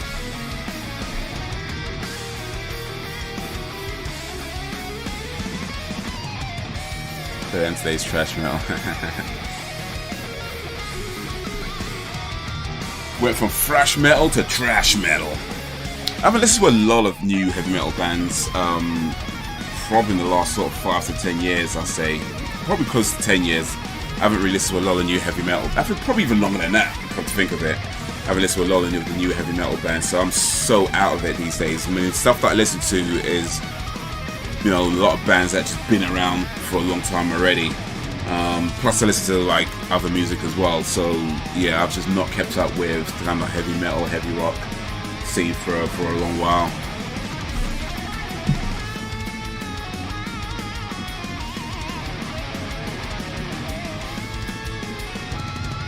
That's a sick solo though still.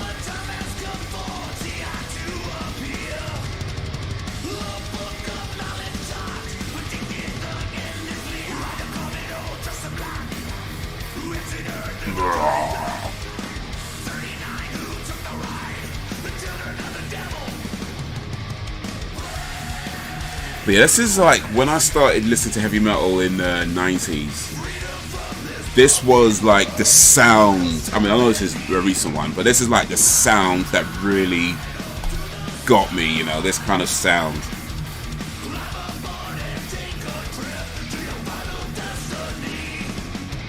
And those drums, man, damn.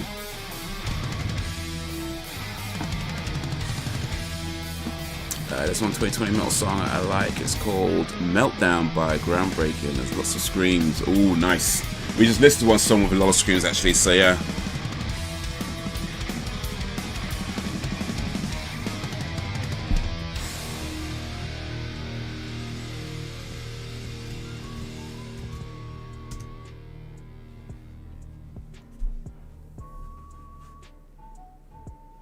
Alright, cool. Check that one in a bit. Yeah, shame, man. Speaking of metal, Mom bought me an AC/DC shirt from Walmart last night. Oh, nice. AC/DC. Classic band. Feel well. Once they got Slayer's Drum Testament, became a super group. Oof. Yeah. I might need to look into more Testament. But let's play some Septic Fish. Andrew did request this a little bit ago, so let's see what these guys are saying, and then we'll check out some Meltdown afterwards. What's the time actually? Oh, we burnt out. Okay, cool. We're right.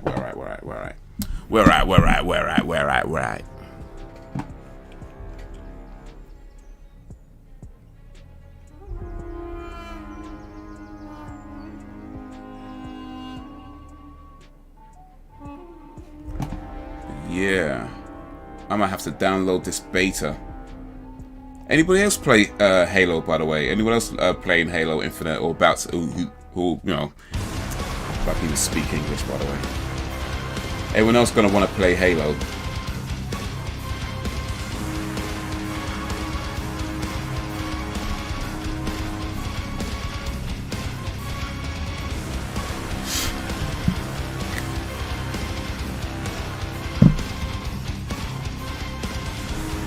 I like this intro.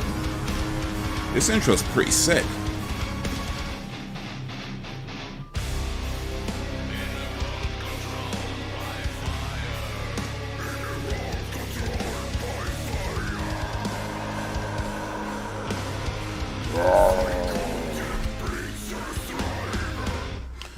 I'm as good as a paid-off mortgage.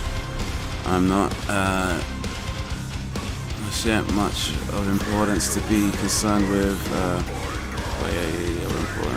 subjects and people out here. People sing those music.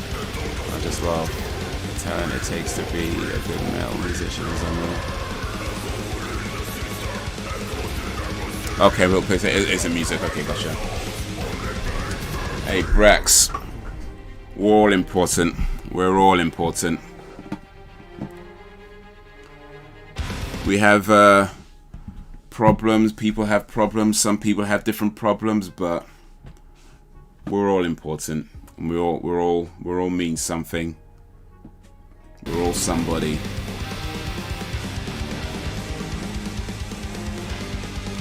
But yeah, I mean, metal is music for real. Like,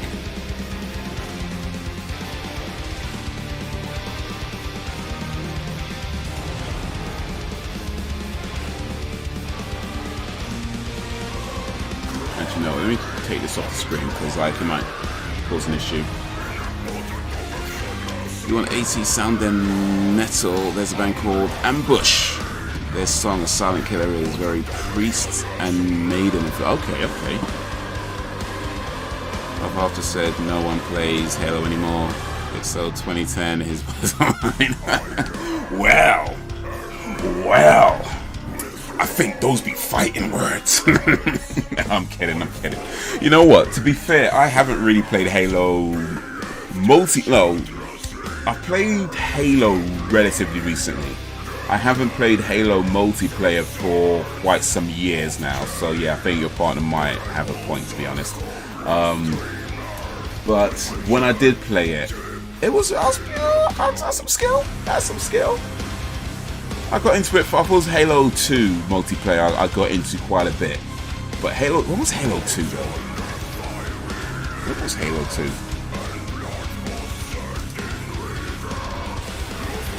...2004. So yeah, the last time I played the Halo 2 multiplayer was around 2004-ish. Maybe into 2005, because I played it for quite a while. So yeah, maybe your man's got maybe he's got a point, to be honest, but you actually is. But it was cool though. I liked the Halo multiplayer. I really did enjoy it. So I'm looking forward to this new one. You know, see if I could like dust off some of my my skills.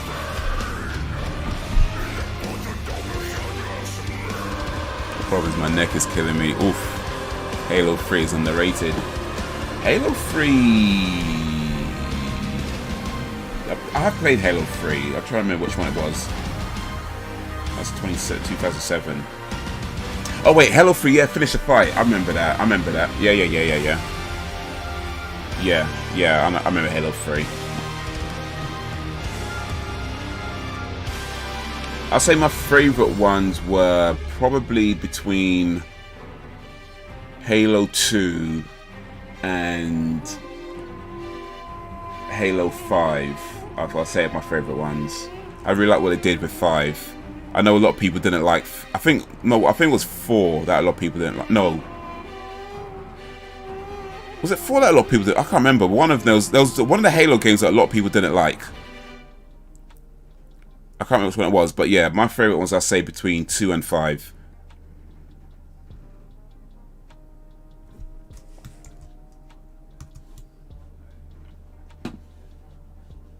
That was Septic Fish. Oh wait, before we do Ambush, actually. I forgot about this one, Meltdown. Actually, let me close some of these tabs, because I think I'm just going to confuse myself in a minute of what's actually been done and what has not. So there we go, Meltdown. Let's list this one for a little bit. So you do some gaming a little bit. I got me a Twitch channel, so I stream there. I play Overwatch. Also been playing San Andreas recently. But yeah, I do a little bit of gaming. I post some of the clips of my gaming on this channel. So like I stream. Here's the thing. So I do have like gaming live streams on this channel, because there was a time when I was doing like streaming both. In recent times, I've been doing these kinds of streams on YouTube and doing the gaming type streams on Twitch, and then I'll post like clips from there on this channel. But yeah, if you sub to the Twitch, then you can watch me live. Come chat, come hang on. But yeah, I've been playing Overwatch. That's probably my main game I'd say I play at the moment. But yeah, I recently got into San Andreas, because I never actually played it when it came out. Well, I played it a little bit, I never actually completed it. So I've been playing that. And yeah, I might have to get into this Halo, as I know that now that I know it's come out. Apparently it was a surprise release, so I might have to check that out for a little bit. You know? Yo, what up, odds? Man like odds. After you're at to this, you can check out The Jet, Blackberries, Love, Underwill, and SSQ tonight. They're from the Return of the Living Dead soundtrack of the franchise. All nice. Okay, I'll do that. Let me copy that. So after this is groundbreaking. Meltdown. I'll say Ambush will be after that. And then Jet Black after that. You know, this sounds kind of like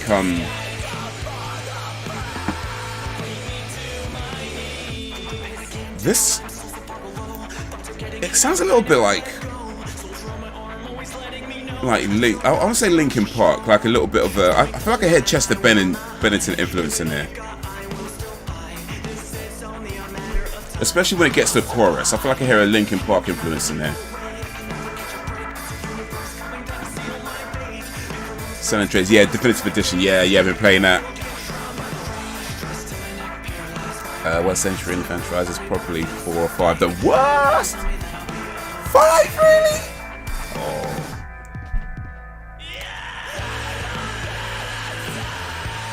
He is still over me, and he just said, I told you so. Well.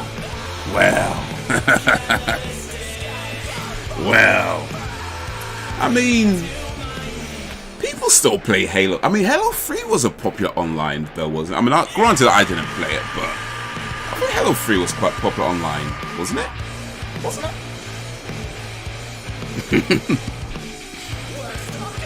That's why I have no interest in the series. 343 sucks. Yeah, I think a lot of people. Yeah, so 343 took over. I think it was from Halo 4 or 5. Yeah, I think it was 4 they took over. It was 343 because it was Bungie before that, wasn't it? And then 343 took over. And I think that's when. So yeah, I think it was 4 that a lot of people didn't like because. Yeah, I think it might be 4. Now I remember it. A lot of people. I think it was 4 because Bungie did 1, 2, and 3, if I remember it correctly. But yeah, it was the one where 343 took over, whether that's 3 or 4. I think it was 4. I think that was the one that a lot of people didn't like in the end. It was something to do with the aim down sight, where they took away, or they added in the aim down sight, which a lot of people didn't like it in the game.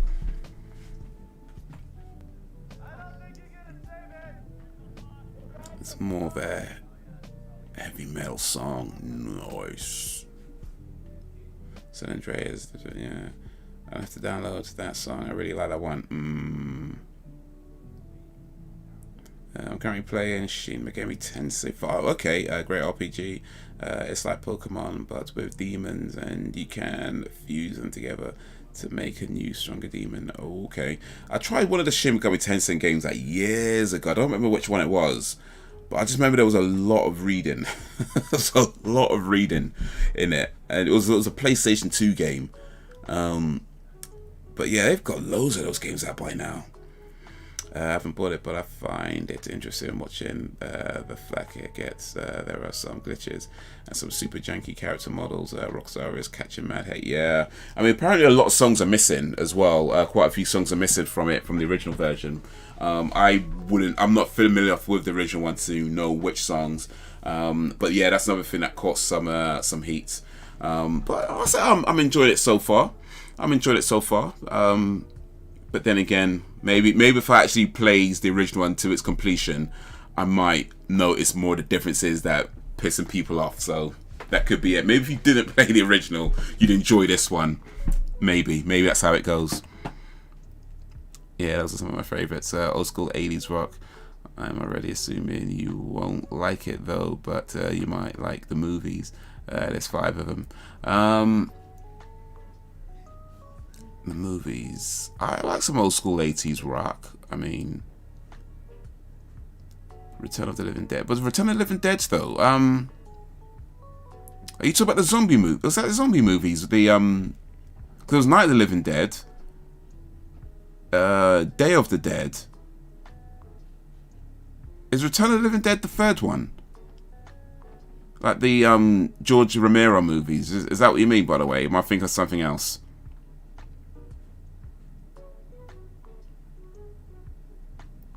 I heard they'd be shutting down modders who would put more love into remastering the game if they did it. Now, that sucks if that's true. Because one of the cool things about, especially on the PC market, as PC games, is like when people start modding it and adding that cool stuff. Like you can see the mods that people done with GTA 5, where they roast, what's his name, Lamar, when Lamar roasts, I forget his name, but you know that whole thing. The way people modded that bit. The music producer is inevitable. They can't get certain artists anymore. Yeah, due to artists being deceased, like MJ. So it's hard to get those songs back. Maybe down in line. Who knows? And they can't afford the rights to those. That's the thing. I guess the thing is like they probably had to re-license a lot of the songs. And whereas maybe many of them might be cool with it, there might be some that just won't pay too much money, or just some that maybe just not even available anymore. It's a sad truth, man. Yeah, it's a comedy zombie film, not from the... Okay, so I guess a spoof of that, right, okay. Roast Frankie, yes, that's what I'm trying to think of. Yeah, when Lamar Roast Frankie, there's all the mods, there's a bunch of mods that people have done for that, and they're hilarious. Grand Maker was huge. Linkin Park fan. That's yeah. I thought I heard that. But yeah, big up Linkin Park, man. Rest in peace, Chester. All right, let's check this out. This is Silent Killer by Ambush.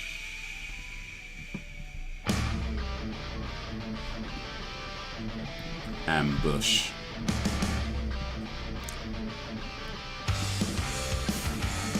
First Return of the Living Dead film came out in '85, and the last one came out in fall of 2005. Okay, so we went a long time then.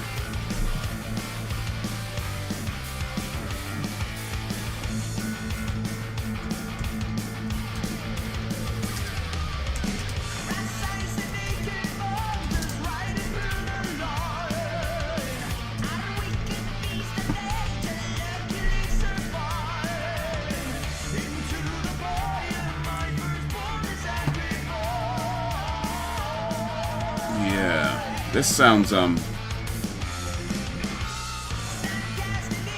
it say?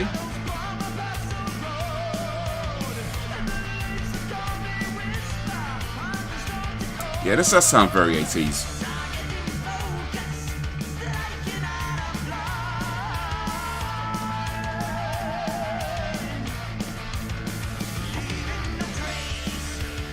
They're back from the grave and ready to party. Oh, nice.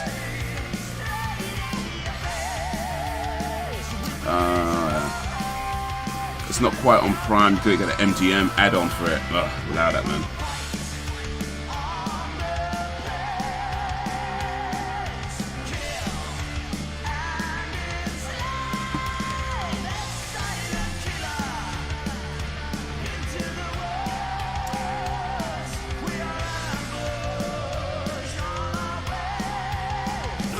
Spencer Combs on the film. Do you listen to some George Michael? My father is a huge fan. He's also part of my childhood. Rest in peace. Yeah, George Michael. Yeah, George Michael. Yeah. Yeah. I mean, he was big. Like, he started out with Wham, and yeah, he went on his own. But yeah, I mean, he's one of these artists where you can't not listen to them. They're just that popular. But he definitely has some really good songs. I'll say my favorite George Michael song was probably, well, not even probably, but is Careless Whisper. And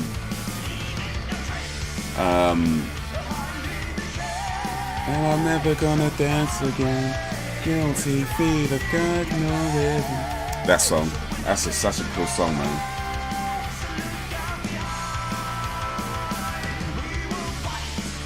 These guys have 3 albums. What do you mean, MJ deceased? MJ ain't dead. He's alive.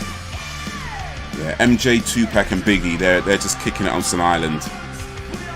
They're not really there. They moved to some secret island that nobody knows about. That's what really happened. Getting Iron Maiden vibes. Okay. Anyone else getting Iron Maiden? I'm not familiar with Iron Maiden, actually, to be honest with you.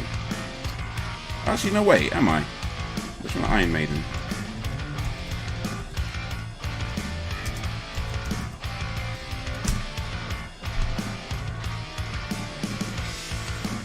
Oh yeah. I've heard some Iron Maiden stuff. I've heard some Iron Maiden stuff, but yeah, I think, to be fair, I've not paid a whole lot of attention to them. But yeah, I definitely listened to quite a few of their things over the years. They have the awesomest album work. Like their artwork on the album is always like top.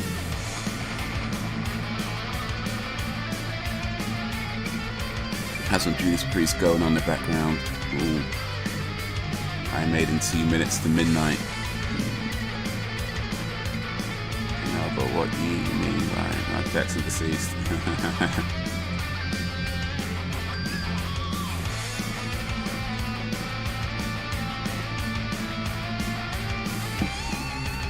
Oh wait, I thought you were joking when you said about what you mean. Yeah, Michael Jackson died. I thought when you put what you mean about Michael Jackson deceased, I thought you were joking. Like, you know how people say like artists are still alive. You know, I thought you meant it in that way. But yeah, no, he died about 10 years ago.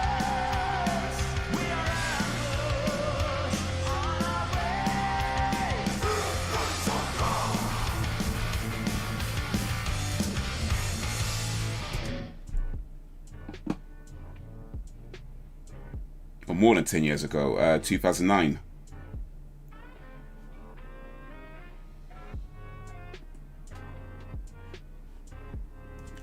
Michael Joseph Jackson, August 29th, 1958 to June 25th, 2009, was an American singer, songwriter, and dancer, dubbed the King of Pop. He is regarded as one of the most significant cultural figures of the 20th century. Over a 4-decade career, his contributions to music, dance, and fashion, along with his publicized personal life, made him a global figure in popular culture. Jackson influenced artists across many music genres. Through stage and video performances, he popularized complicated dance moves such as the moonwalk, to which he gave the name, as well as the robots. He is the most awarded music artist in history.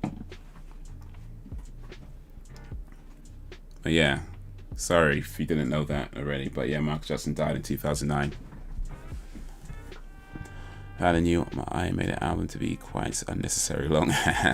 That's what I thought of the new Kanye West album. It was so long. It did not need to be that long. Oh, let's listen to this after this vid, Flesh to Flesh by Joe Lamont. Copy that. Copy that. If I could even copy it, what's going on? Oh, this is taking. But yeah, you know what? That would do. That would do.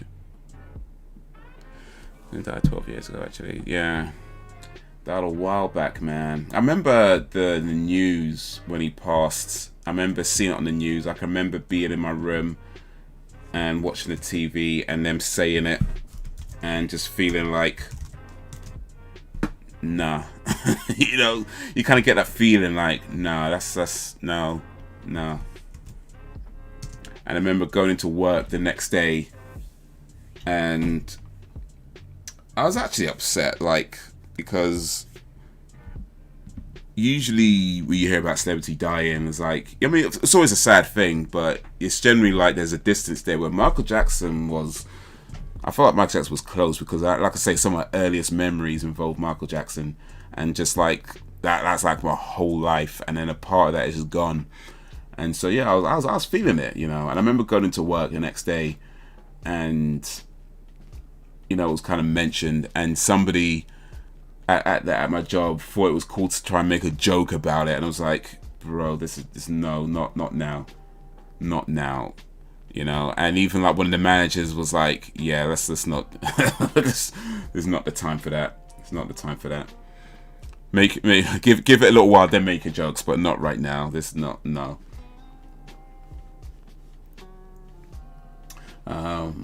So Asher, before we listen to Flesh to Flesh though, let's get this Jet Black. Was it Jet Black Berries?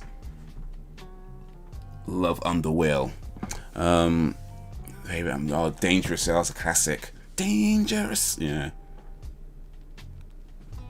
Yeah, you made them. So that's, man, one of the two good songs. That's the biggest 15-minute songs. It's the same repeating guitar. Oof. I agree. There's no clue why nearly every song went on and on and on.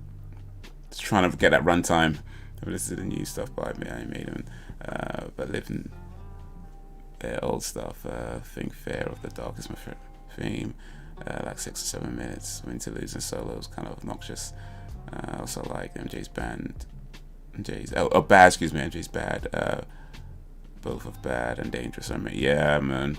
Bad was the video to Bad, or it's not even a video, by the way, it's a movie. It's really a short movie because it's like 17 minutes long, and it's actually directed by Martin Scorsese. I ain't know how many people know that, but yeah, Michael Jackson's Bad was directed by Martin Scorsese. Yes, the Martin Scorsese who directed Goodfellas, who directed Cape Fear, who directed Taxi Driver, the Taxi Driver. Yeah, that Martin Scorsese, acclaimed filmmaker Martin Scorsese, directed a Michael Jackson video. Now you know.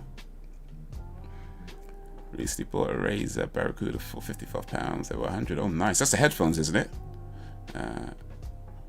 If you're interested on Amazon, I just might check that out. Don't know if I'd buy it, but I might check it out. Click on the movie cover vid with Flesh to Flesh.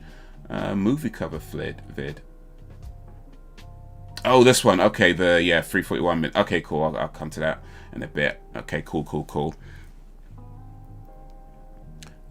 You're a wrestling fan. I know it's a WWE logo. Oh yeah, I do like me some wrestling, though I would say that I haven't watched a lot of wrestling lately.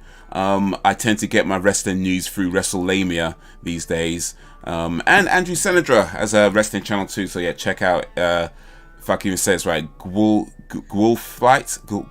Fight Wrestling channel. Is that, I'm sure I'm saying that wrong.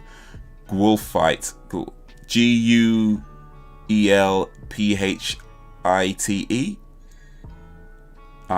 probably spelled it wrong as well, but yeah, I do try to keep up a little bit with the wrestling news, but I don't watch it as much these days. So my wrestling news pretty much comes from the stuff that I see posted on like Twitter or like say a WrestleMania and stuff like that. So I kind of know what's going on, but yeah, I haven't watched it as much lately. But yeah, old school. That's from like one of the old school. I got that free actually, but yeah, that's the rocker in the back. The third bit of Flesh to Flesh. When you listen to it, cool. Michael Jackson is part of everyone's. I was on Andrew's album all day. I can't get rid of it. Yeah, some classics, man. Just watch AEW Full Gear. Okay, I need to start watching AEW actually because I heard so many good things about it. Now CM Punk is there as well. I need to start paying more attention to AEW. Prince was going to be in it. Yes, that's right. Yeah, until he changed his mind because the one line, your butt. Yes, that's right. Yeah. Yeah, whose butt is whose? Because I ain't saying it to you, and you ain't saying it to me. Prince, another legend, man. Which folk, yeah, as well. Nice. But yeah, I need to start getting into AEW. And apparently, Impact Wrestling doing some big things now as well. So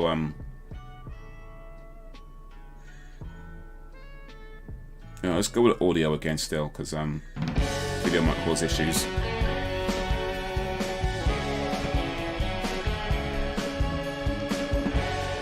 Sometimes a video causes issues.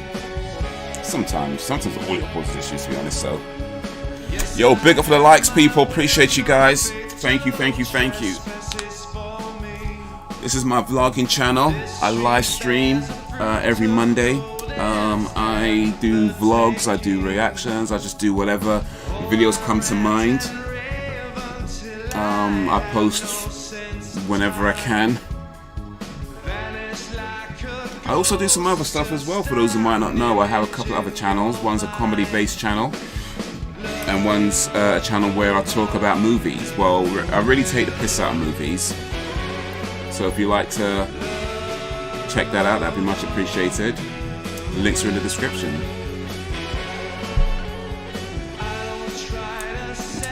I like this sound. This is kind of old school, like proper old school sound, isn't it?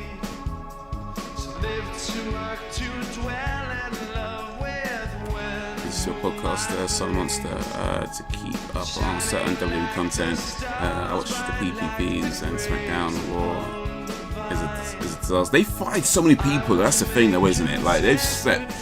I actually saw one video. They fired something like 64 wrestlers this year. WWE has fired 64 wrestlers this year. Was it 64 or 60 something anyway? Over 60 wrestlers have been future endeavored by the WWE this year alone, and we're not even done with the year yet. That's crazy. Apparently Nia Jax got let go while she was on a mental health break. That is crazy. As much as like I've been a fan of WWE or WWF back in the day, growing up on it and all that kind of stuff, I can't imagine that's a nice place to work. Like, I can't imagine WWE is a nice place. It seems like it's a very stressful, mentally draining place to work, you know. That's what it seems to me. I don't know. Clearly some people are doing well there, but it's gonna be so frustrating, so stressful to be there if you're not the top guy. Impact has been coming along nicely this year. Impact got a bit boring for a while. I used to watch it quite a lot back in the day when Kurt Angle was there. And then, but after it just got so boring. I think that the problem with Impact is that it just got, it made all the same mistakes that WCW made, and it just was not going well. Yes, Marco and Prince were. Wait, weren't that good? What? Ah, come on, man. They were that good and then some.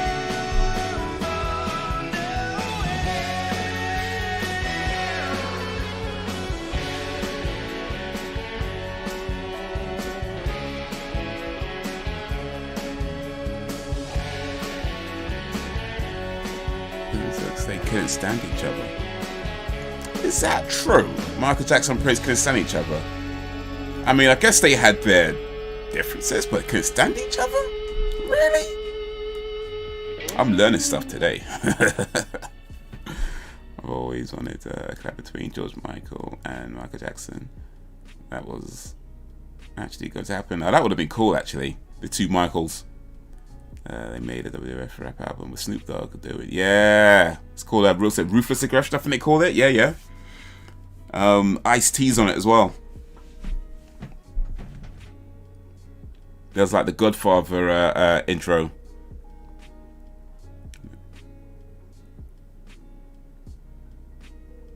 Yeah, Love on the Wheel is the vid after this. One you clicked, my bad, should have told you that's the real version. This one you clicked, should have told you that's the. Oh wait, so this is the one we just listened to. Is this the?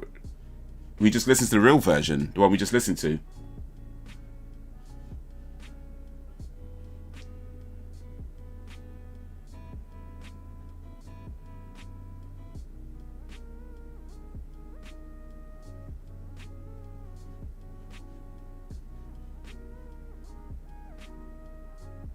Oh wait, because you said move. Oh wait. Because when you said movie, I saw this and I thought, oh, you know, I clicked, my bad. I clicked on the wrong one because you did say movie cover. So it was this one I was supposed to click on, wasn't it? You know, you did say movie cover. Sorry, my bad.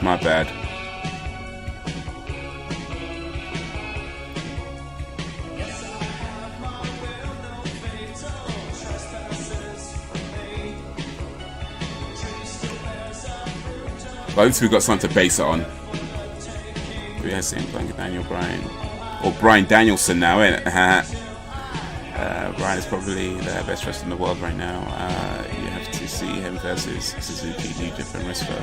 Freaky playing with match. Now, Bryan, yeah, Daniel Bryan's a great wrestler. He had that neck injury that took him out of the game for like over a year, but he's come back pretty strong still.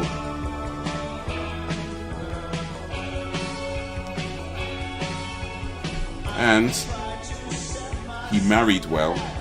Let me just leave it there. He married well. I ain't gonna say no more. If I say any more, I can get disrespectful. So I'm just gonna say he married well and leave it there. Let me just leave it there. I might get too. Yeah. Let me just leave it there. He married well. This was going to be on George's I Knew You Were Waiting For Me. Okay. Could do with a mental health break. Not in that kind of work. Ooh. Yeah, it's going to be tough though. Imagine working in a place where you can literally just get fired just because the boss felt like it. You know what I mean? No real reason given. Just, yeah, we're going to fire you. Just like that. And it's in their contract that can happen. They can be let go at any moment. That's gotta be so stressful. And especially like if you're one of the wrestlers who are, you know, kind of on the up and coming, where, you know, you're not making them the big bucks, you know, you're not the top star. But then, to be fair, even some of their top stars got fired this year as well. Like Bray Wyatt got fired. Right. How did Bray Wyatt get fired? They're gonna have no wrestlers left soon enough, man. What's going on?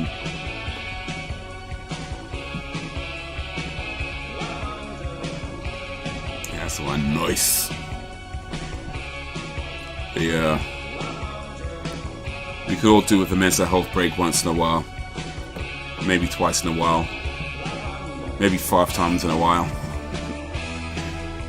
But that's so bad though. You have a mental health break and then you get fired while you're away. I know a lot of people didn't like Nia Jax. You know, she injured a lot of people. Wasn't always that safe in the ring. But still, man, to fire somebody while they're away on a mental health break, that's not the one. That's not the one. But yeah, that's the version we're supposed to listen to. Jet Blackberry's Love Under Will. Cool. You got the right version now.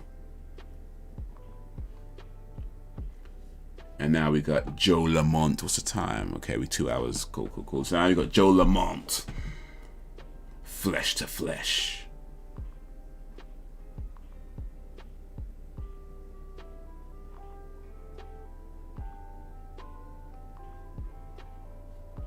Okay, let's go with this one. Yo, what up, Ken?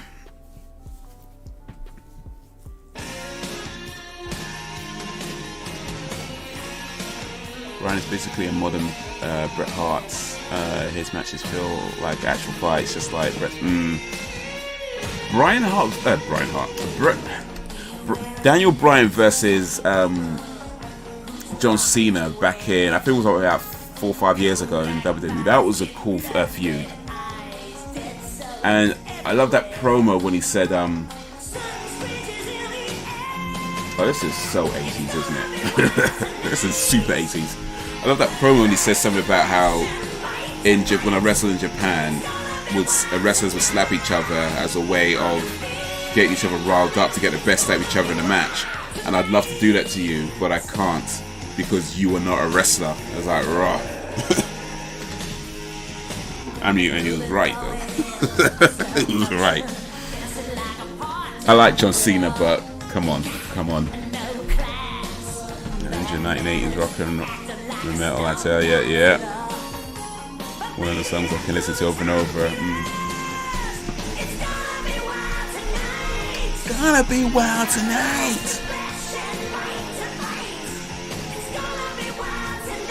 Gonna be wild tonight.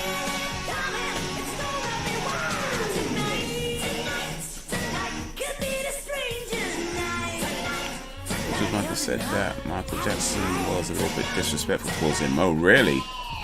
Interesting. Michael Jackson was disrespectful. That's the thing about celebrities, though. Like, we don't see them in their full. We just see a part of them. So, I mean, we like to think that they're all nice and kind and this and that, but the truth is, we just don't know what they're like. But when the cameras are off, so.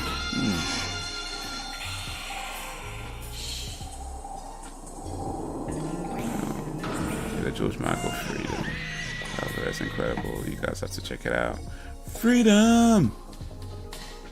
Evil smiles on graveyard faces, all dressed to kill. What up, Ken? You good? Yeah, they did. More Prince who couldn't. Yeah. Oh, yeah, they did. Or more Prince couldn't stand Michael, but Prince was cool with MJ's family. Oh, okay. Check this out, yeah. We learning today, man. Underrated George Michael song is Kissing a Fool. Kissing a Fool, Kissing a Fool. I probably know that song. I can't think of it right now, but the whole Faith album is underrated. You gotta have faith, faith, faith. Old as George. Oh, Patrol album. It sounds like the kind of song you all hear in a super cheesy 80s horror flick. Well, apparently, that's exactly what it's from. Apparently, that's pretty much exactly what it's from. Return of the Living Dead. Well, Return of the Living Dead Part 2. So yeah, I think you're pretty much spot on, Sam, with that observation. It seems like that's exactly what Return of the Living Dead is. So yeah.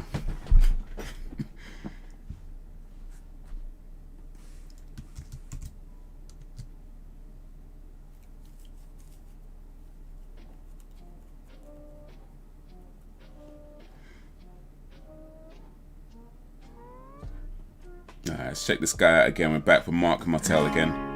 I won't let you down, so please don't give me up. Gotta have some faith in the sound. It's the one good thing that I've. It's a great song for October. I won't let you down. We're only 15 days late. Please don't give me up, 'cause I would really It's 80s cheese, sitting in the max. I'm for it, yep. Hey. 80s was the best time for cheesy movies, cheesy music, cheesy everything. 80s was just cheese galore, wasn't it? Heaven knows I was just a young boy, didn't know what I wanted to be, didn't know what I wanted to be. I was every little hungry schoolgirl's pride and joy, and I guess it was enough for me. I guess it was enough for me. To win the race, a prettier face. You got it. Yep. Rock and roll TV. Today the way I play the game is not the same, no way. Think I'm gonna give me some happy. He kind of sounds like George Michael in this one, actually. He's got his voice pretty spot on. I think there's something you should know. I think it's time I told you so. There's something deep inside of me. Someone else I got to be. Take back your picture. You really like the Power Station, We Fight for Love from the movie 1985 Commando. Sometimes I'm close to not make the man. All we got to do now. I've probably heard this song actually, because I have seen Commando. But yeah, it's not hit my brain right now, but I've probably heard it. Well, I will have heard it because I've seen the movie Commando, but yeah, that's what I mean to say. I would have heard the song, but you know, maybe didn't pay too much attention to it. We'll see.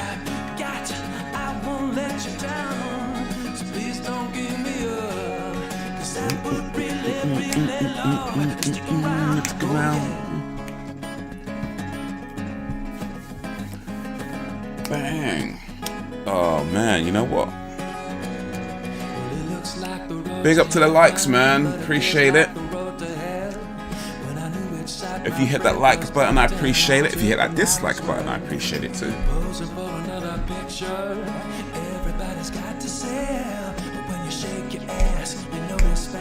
The streamer found George Michael's outside attractive.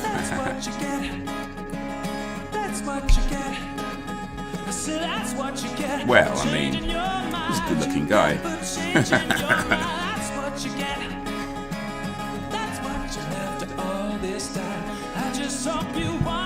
George Michael was in a band called Wham. How many of y'all remember Wham?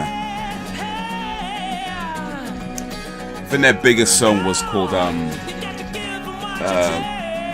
Wake Me Up. Was it Wake Me Up Before You Go Go? Please don't leave me here hanging solo.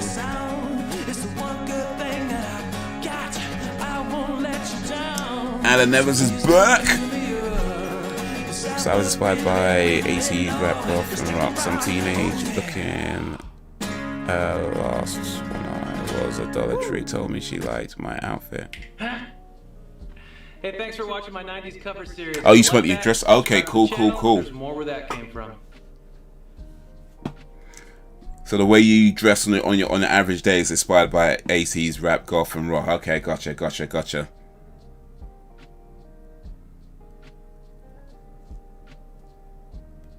Who doesn't know Wham? Well, I mean, I don't know. Wake me up before you go go. Yeah, wake me up before you go go. Please don't leave me here hanging solo. Wake me up before you go go. Ba ba ba ba ba ba ba ba ba. I guess this is the one. Sully, remember when I told you I killed you last? I lied. I eat commandos for breakfast, and right now I'm very hungry.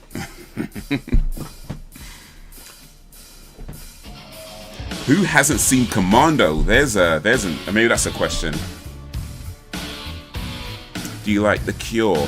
They're alright. I mean, to be fair, I haven't listened to a lot of their songs, but the ones I've heard, they're alright. Last Christmas, oh yeah, last Christmas, I gave you my heart. The very next day, you gave it away.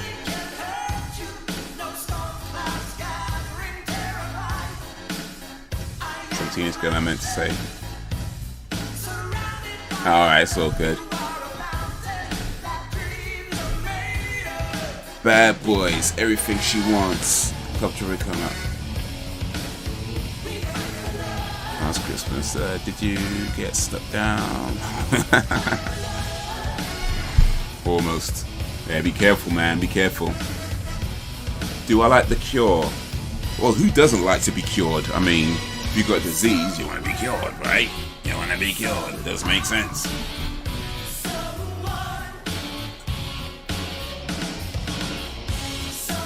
I mean, I've seen this movie. I will say this song doesn't ring any bells, so I guess it wasn't hitting me when I saw it. But hey, it's all good. It's all good.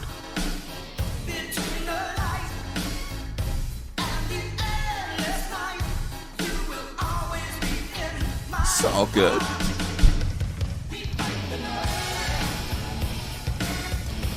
Just Like Heathen by The Cure.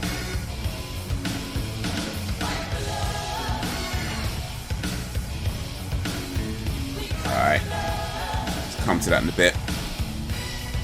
We fight for love.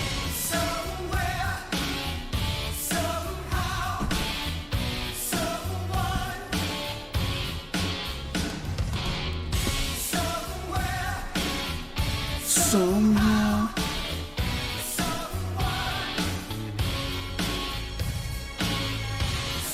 I think it's Commando when he's like there's a girl who's got a car, and I think he literally rips out the seats of the car with his bare hands, and then starts driving the car. Like, dude, what are you sitting on where there's no seat in the car? Like, I think he ripped off the seat, or he might have ripped off the door. I don't remember. He ripped off some part of the car. It might have been the seat or the door. But he just rips off one part of the car with his bare hands. Like, you know the dude's supposed to be strong, but come on, you are not ripping off a car door with your bare hands. Like, dude. But that's how it was back then. It was just so exaggerated.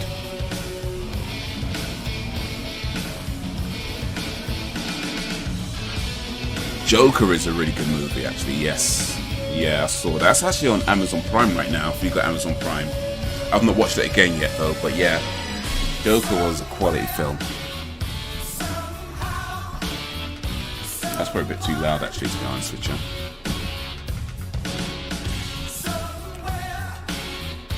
Went through the whole goth stage myself, but my dream was to be Morticia Adams.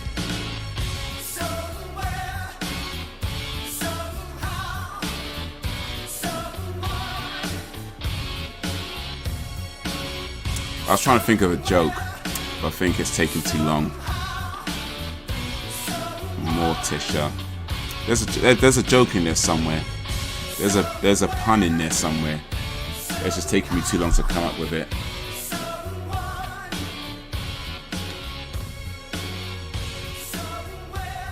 Yeah, man, I need to get some acid wash jeans,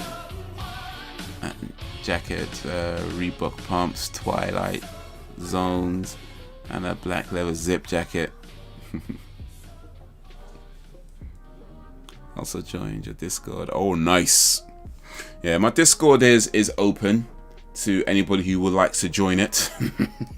It's not very active right now, but hey, I actually don't promote it too much right now because it's not super active. But I don't know, maybe if more people join and maybe it becomes more active, I might promote it a bit more. But right now it's not super active. But if you'd like to join, it's there. And yeah, post stuff if you want. I guess we'll see. But yeah, it's there. It's just kind of there right now. It's just it exists, but it's not super active. But hey, it's all good. It's all good.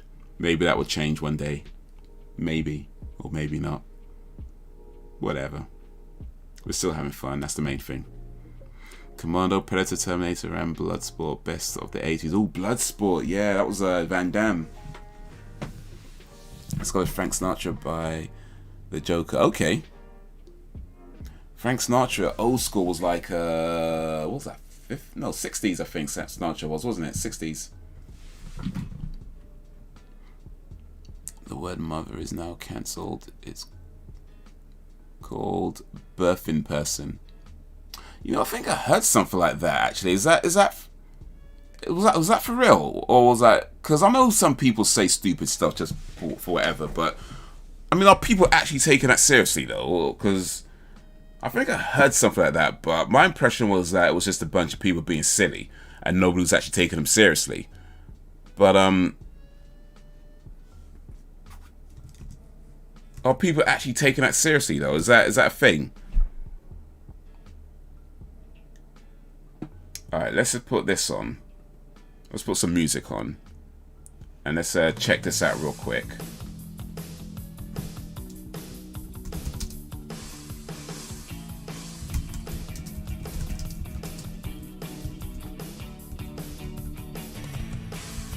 While we listen to The Cure, let's see if we could cure ourselves of some nonsense. Okay, this is from 2020. That's probably around about the time I heard it, I think. The word mother is officially cancelled. What's JSYK though? Let's try something a bit more modern, more recent. Okay, this is October 2021. LGBT activists get word mother axed from government policies.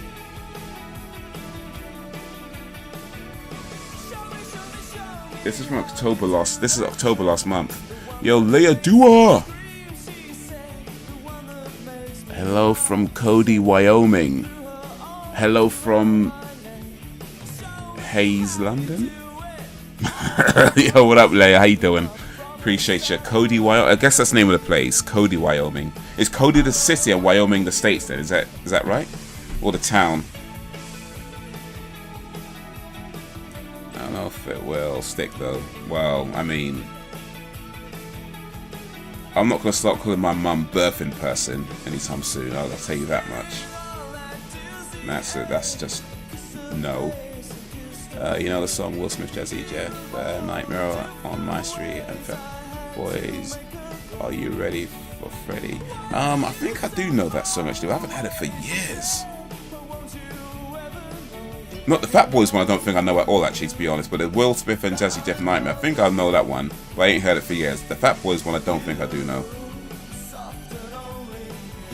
What do people think of cancelling the word mother? I remember the day when I moonwalked in front of my classmates. That was amazing. Oh, nice. That doesn't shock me again. Leah Duar. Am I saying that right, by the way? Duar? As in someone who does things. A doer. I'm a doer. I am actively doing something, which means I am a doer. You know, some people are don'ters. I'm a doer. Don't be a don'ter, be a doer. The term mother was removed from Scottish government maternity policies after they were lobbied by a leading LGBT plus charity. It has emerged. Stonewall urged ministers to remove gendered terms from policy documents and replace them with gender-neutral equivalents. Documents released under Freedom of Information legislation confirmed that the charity wrote to the Scottish government last year encouraging them to adopt terms featured in their inclusive policy toolkit. The word mother now no longer appears on documents outlining maternity leave. The Freedom of Information requests were made by the broadcaster journalist Stephen Nolan of BBC podcast Nolan Investigates. Okay, this is one of these ones you have to pay to read. I'm not going to pay to read some nonsense, but okay, it looks like well, I guess it's more to do with certain documents. I mean, but then that trickles down into schools, that trickles down into culture, I guess. So who knows, maybe in like 10-15 years from now we'd all be saying birthing person rather than mother. But no, I don't think that's... I'm not... No, I mean, I don't see the problem with gendered terms. If, you know, man, woman, it's gendered terms. Male, female, mother, father, brother, sister. You know what I mean? Or are we just going to put everything as an it? You know, nah. Matter of fact, if a mother is a birthing person, what's father then? What do you call your dad? If you can't use gendered terms. If your mother's the birthing person, what's your dad called? If you can't say dad, because that's a gendered term, right? So what do you call your dad? I don't think they thought this one through, to be honest with you. I don't think they thought this one through.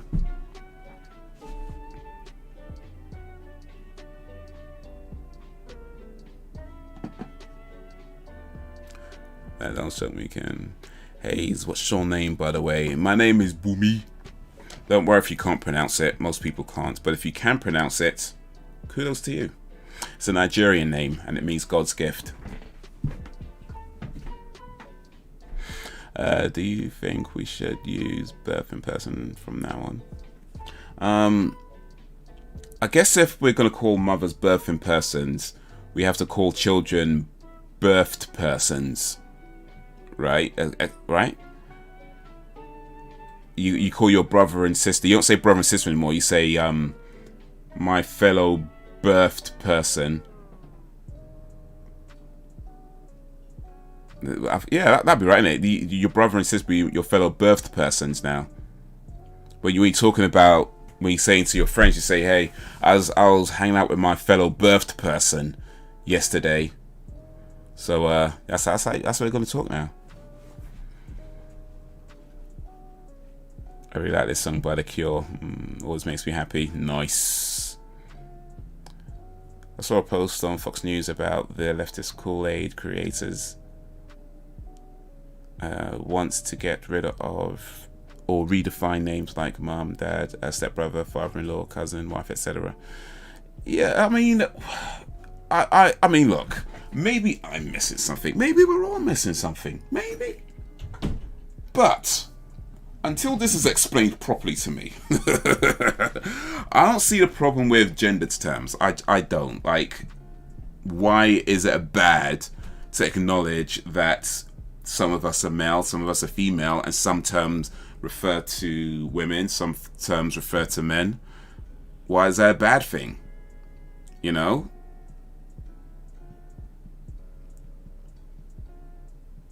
I'm just saying, like, if you go to the doctor, right?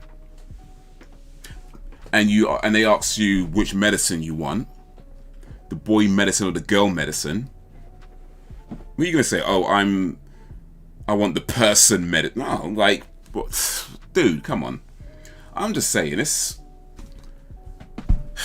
is 2021. This is October 2021. I remember hearing about this, and I just thought it was a bunch of people doing some silly things that nobody took seriously. That's what I thought when I remember hearing about it. Turns out they actually took them seriously. Or at least the Scottish government did, at least anyway. The Scottish government took them seriously. Bloody hell, man. I guess some males with different genitals outside of male ones can give birth. I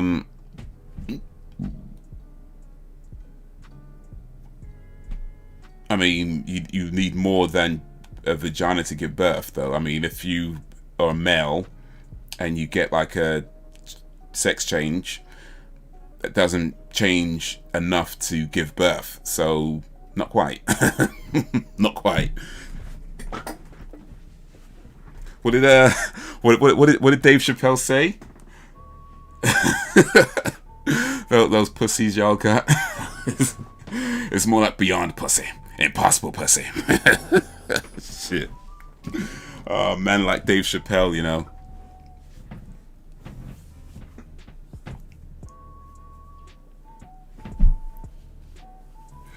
Women are slowly losing our rights. It's been going on for some time. Sharing losing our mother titles, but no one wants to talk about it. Sibling, maybe. Actually, to be fair, yeah, sibling is all a gender neutral term, so yeah, that one works. But still, who says sibling? I was hanging out with my sibling yesterday. Don't nobody talk like that. Apart from maybe, I don't know, posh people or something, maybe. I guess it's going that way. I don't know how I feel about it, though. I think everyone should have rights, but I don't ever think things should be replaced unless they're offensive. Yeah, and ain't nothing offensive about saying mother or father or brother, sister, whatever, you know. It's like, not everybody is a mother, sure. Not everybody is a father, sure, but that don't make it offensive. Like, because you can't give birth, you wanted somebody else to not call themselves a mother? Nah, that's dumb, man. Get over yourself. Like, if you... I mean, look, I try to be insensitive and that, but it's just like, if you're in a position where you feel like you're born into a man's body and you're really a woman, look, I'm not going to argue with you about that. That's how you feel. If you feel that's the way you were born, I'm not going to argue with you. That's how you were born. But at the same time, it's like, you know, due to how things are, your body means you can't give birth. And if that's just the science of it, you know, you can't get mad at some calling themselves a mother because you can't give birth. It's like, I don't know, maybe I'm assuming too much right now, but it just seems dumb to me. But that's why I said Nigerian, not Algerian. Sorry, Nigerian, N-I-Gerian. Yeah. But you're Moroccan. Okay, cool. North Africa, nice.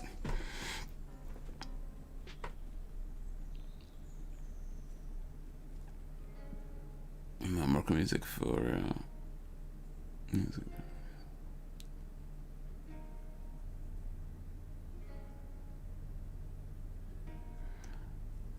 I'm not into Moroccan. Okay, now we'll have to use sibling. My sibling and I are going to go to the park.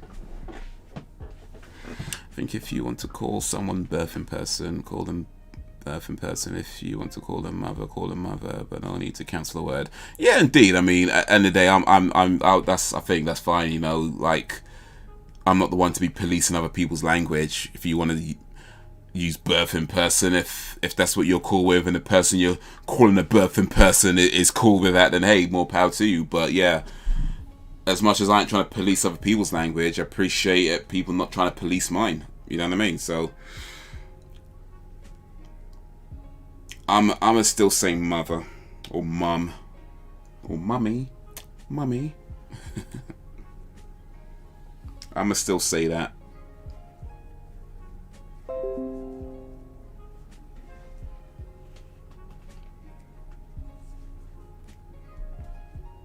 Actually, isn't the term birthing person kind of offensive though? Like, all you know what I mean? Like, I don't know, man. Maybe I'm overstepping my boundaries here, but to my mind, calling a woman a birthing person kind of insinuates that that's all she is. You know, you are there to give birth. You know what I mean? Like, that's your one duty, to give birth. I don't know, that's what it sounds like to me. A birthing person. Like, that's your job. You're the birthing person. Go over there and birth. I don't know, man. That sounds a bit off to me, to be honest with you. I don't know, maybe look, like I say, if people like it, good for you. But I'm just saying, it sounds a bit... I feel like if I was a woman, that would be offensive to me.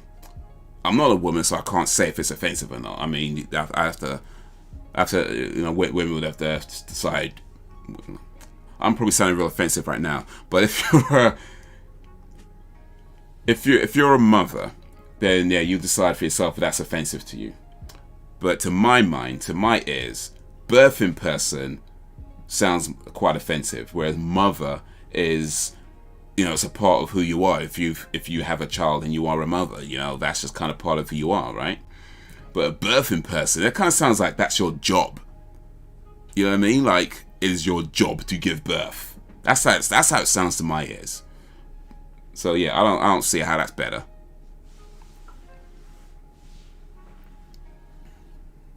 Mummy is more like an explicit word. Mummy. People do say mummy.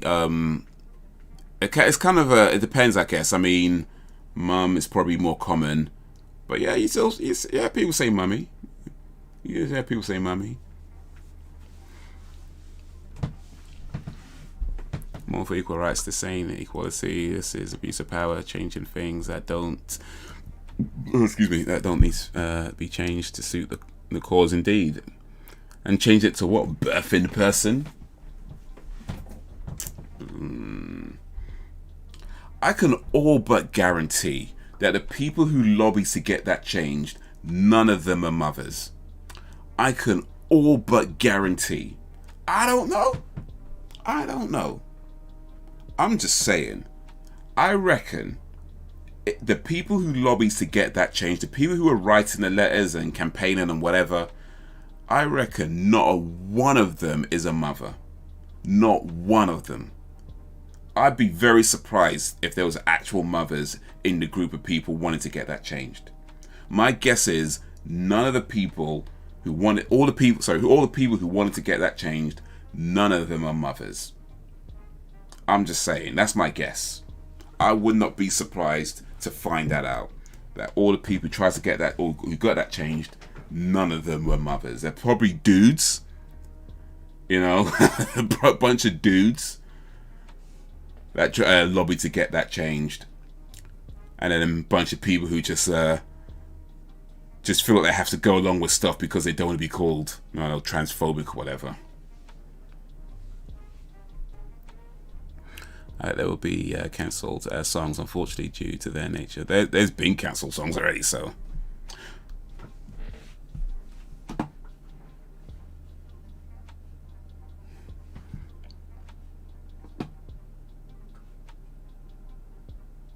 Imagine another Eminem song, I'm Sorry Mother. He'd have to change that to I'm Sorry Birthing Person. I I never meant to make you cry.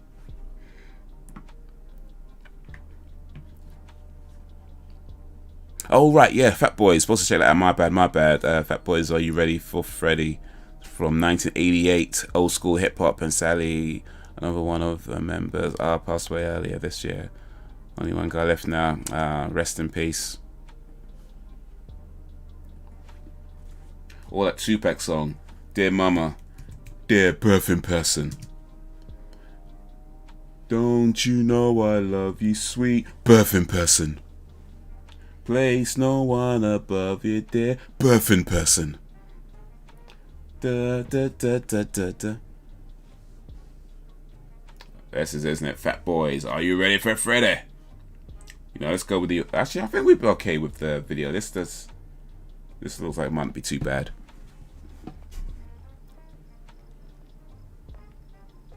Sounds like Handmaid's Tale, birthing person.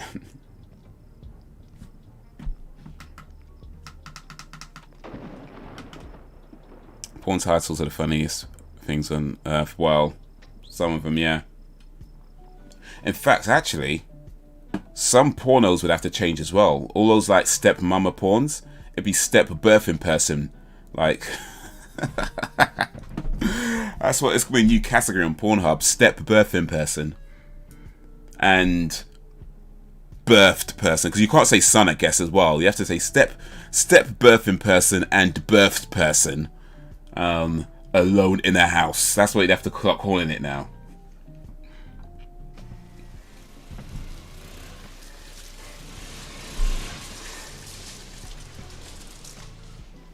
As well, when I find it slightly offensive, being a mum is something I hold dear to me. This is my lawyer. How you doing? What's up, man? Now, Mark, the terms of your Uncle Frederick's will. And yeah, One night in his it's just silly to me that all these things get changed. And to be fair, it's not just this, but just in general. Like when you look at rules that get changed or things that get lobbied to get changed, like they're often, like the rules are often made by people who are not affected by those rules. You know what I mean? That's often the case. And like I say, I mean, I don't know for sure in this one, but I'm just saying that's one of the reasons why I honestly doubt that anybody involved is my actual mother, and it's just people making rules for other people, you know, because they're offended by it, and it's like, bro, this doesn't affect you. You know what I mean? This does not affect you. Like whether you like the term mother or not is not anybody else's problem but yours. And the fact that you trying to change these things, or they have changed these things to suit their own sensibilities, nah, come on, man. You know, like you were saying earlier, Ken was saying earlier, it's like if it's an offensive term, then okay, then there's grounds for it. But there's nothing offensive about saying mother. You know what I mean? There's nothing bad about that. Nothing that attacks anybody. You know, if you feel attacked by it, that's your own problem, and that shouldn't be trickled down into other people's vocabulary because you have a problem with it. Now, that's some bullshit. My duty as executor to ensure that you fulfill his request. Do you mean? Do you think there will be cancelled songs? No problem. Well, I mean, the baby got cancelled, so yeah. Yo, So, let me ask you a question. Who is this Uncle Frederick anyway? Well, the baby killed a black guy, and his career was fine. Offended the LGBT community, and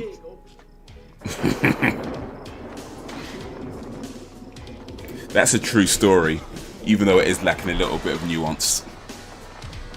It's a true story.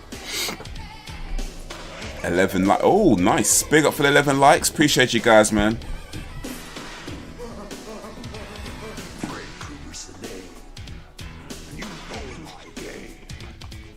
His tail loves my feet. That's hilarious.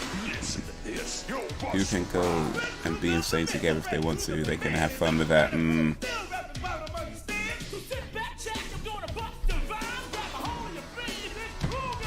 You know what? Here's what I think, and perhaps I'm completely wrong on this, but I do get the feeling that there is a lot of people. I mean, look, there are a lot of people who have insecurities. Like we know that. We all have levels of insecurity. Some, you know, lower levels, some higher levels, but we all deal with insecurities. But I feel like there's a lot of people out there who, rather than dealing with their own insecurities, are trying to make the world, are trying to change the world to suit their insecurities. You know what I mean? You know what I mean? Like, if you are offended by the word mother, right? That shouldn't be on everybody else to change. You know, that's a you problem. You know what I mean? It's not a people problem. It's a you problem. Because it's not an insult to say mother. It's not a cuss. So if you're offended by the word mother, that is a you problem. So that's something that you need to deal with for yourself. But to then go out and change policy so that nobody uses the word mother in official documents. Nah. Tell you something.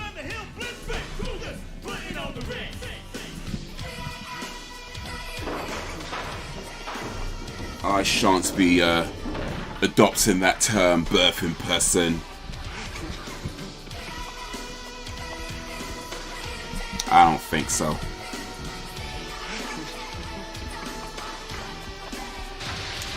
The baby kicked his baby mama out of the house. Just learned from seeing. Oh, I heard about something like that. Yeah, was it? They I think they put out a statement or something. I mean, I didn't read it, but I saw on Twitter there was like a statement they put out together or something like that. In fact, the baby like beat up a woman. I think he beat up 2 women actually, and yeah, his career was fine. I mean, he killed a guy in Walmart, beat up at least 2 women, and his career was fine. Offended gay people, and it was over. It's a true story. It's a true story.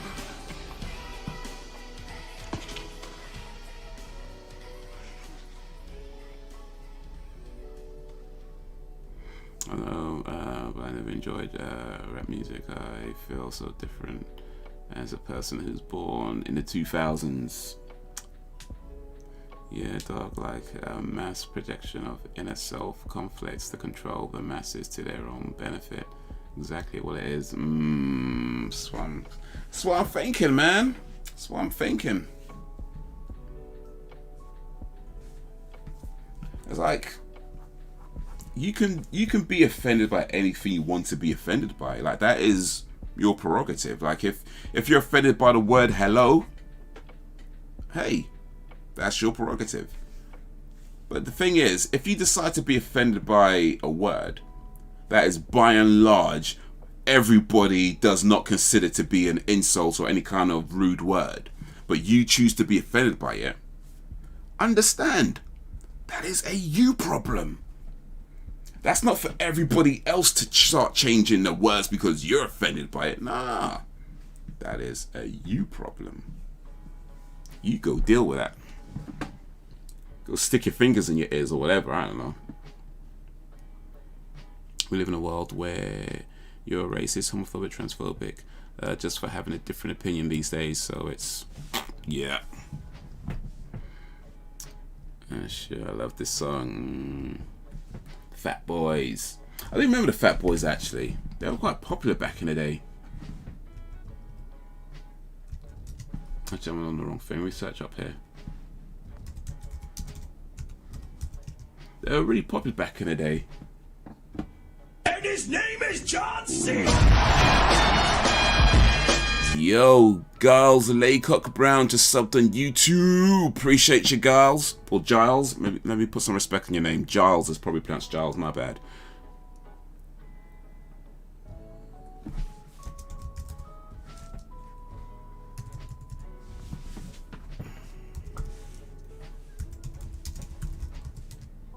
I searched Fat Boys and a restaurant came up. Okay, spelled with an S, not a Z. My bad, my bad. The Fat Boys were an American hip-hop trio from Brooklyn, New York that emerged in the early 80s. The group was briefly known originally as Disco Free, originally composed of Mark Prince Marky D Morales, Damon Cool Rock Sky, or Ski rather, Wembley, and Darren Buff Love Robinson. Well, you know, they're using beatbox in their songs. The group Open Doors for beatboxers like Biz Markie, oh, rest in peace Biz Markie, Dougie Fresh,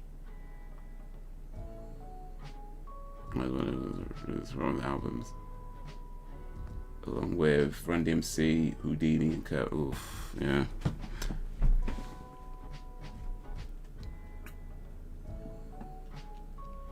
Oh, listen to some MJ.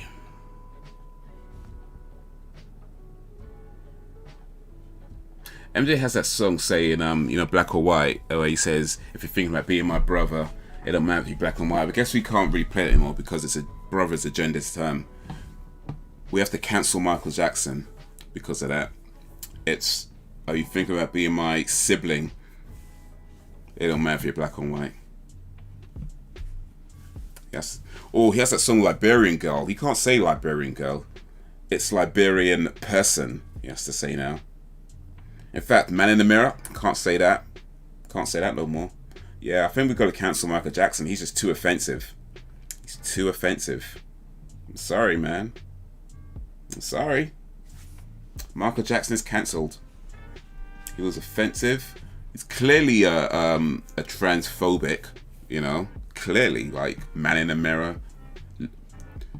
Dirty Diana. Diana's a girl's name, of course. What's so dirty about girls, huh? Michael Jackson was a misogynist, transphobic, probably a racist too. I mean, he used to be dark, then he went light. That means he's racist. I'm just saying, Michael Jackson's cancelled. We gotta cancel Michael Jackson. I'm sorry, man. I'm sorry. But before we do, maybe just play one last Michael Jackson song. Yeah, you can check out some of their interviews from way back then. Their other modern day version of Chubby Checker. Oh, I remember Chubby Checker. Yeah, Chubby Checker and the Fat Boys. Yeah, that's Twist Again. Oh yeah, I think that's the song I probably remember hearing actually. Twist Again, it's awesome too. It was in the video. Is Madonna cancelled? Oh, I think we probably have to cancel Madonna as well actually. I mean, she has that song Like a Virgin. I think that's offensive to people who aren't virgins, really, isn't it? I mean, think about it. She's saying like a virgin touched for the very first time. That means if you've had sex, she hates you. Madonna hates people who have had sex. She's cancelled, man. She's cancelled. Madonna is an incel. That's what that means. Madonna supports incel ideology, obviously. So yeah, she's cancelled. Madonna is cancelled. She's too offensive. Way too offensive. What about Lady Gaga? Oh, Lady Gaga, definitely cancelled. Right there. Just, I mean, late. Come on. She's gone. Cancelled. Diana, my favorite Michael Jackson song. That's a cool song, isn't it? Yeah. Dirty Diana. Apparently, he was playing the song. He was doing a concert, and Princess Diana was in attendance, and he knew Princess Diana was in attendance, so he purposely took that song out, right? And he was talking to her before the stage, before the show, and apparently Princess Diana asked him if she's gonna play Dirty Diana, and he was like, no, because you know she was there, right? But she was like, oh, that's my favorite song. But then of course it's too late to put it in the set because you know they've already rehearsed and so on and so forth. But yeah, a little bit of trivia. Man, if I'm gonna have to cancel Princess Diana, quite frankly, because princess is a gendered term. So yeah, Princess Diana is cancelled, actually. So yeah, obviously a transphobic, you know what I mean? So obviously. You know what? Billie Jean was a top result when I searched Michael Jackson, so let's go with that. It's a classic. He hates people without vaginas, and not all women have vaginas, right? So that means she hates women. Obviously. Transphobic. So yeah, Kate Bush, cancelled. All cancelled. Of all time, ooh. Definitely The Rock. Triple H, Undertaker. Oof, that's what 3 so far, man. I don't know. Oh, of course, Eddie Guerrero. Man, there's so many greats though.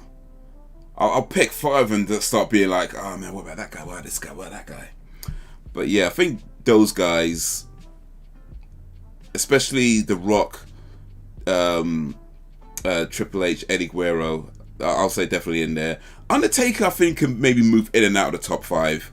I think for me, I mean, I like Undertaker, and he's definitely done a lot, and you know, legendary, of course. But I think for me, he could probably move in and out of the top 5 depending on how I'm feeling. But yeah, Guerrero, The Rock, Triple H, I think are pretty solid in that top 5. But yeah, there's a lot of greats. Kurt Angle's up there, I think. Rey Mysterio, man. Start going old school, Big Boss Man. Oof. Mine's a Bret Hart. Well, see, yeah, just me, Bret Hart, Austin, The Rock, Undertaker. This is what I mean. You start thinking of names, it's like, oh, well, it's hard, man. There's just so many great wrestlers. Can you play I Won't Make It Without You by Hermione? She can't sing, but it's the saddest song in the world. Okay, fair enough. You know what? It's about 3 hours in, so I'm going to do just a few more songs. I might not actually... In fact, I might not play them all, to be honest with you, because it is getting quite late. So I do want to end the stream soon, because I do want to go to bed, so I'm not too cranky in the morning. So I think the last few ones I do, I'm probably not going to play them all, because in the interest of time. But yes, we just did Billie Jean. So we got Divine Sounds, What People Do for Money, Michael Jackson, Ghosts, and then I Won't Make It Without You. That's gonna be the last one I do, and then start wrapping down the stream. Wrapping down or wrapping up? One of them. In fact, this is a long, so it's 7 minutes. So yeah, definitely gonna play this whole thing. Ain't gonna play this whole thing.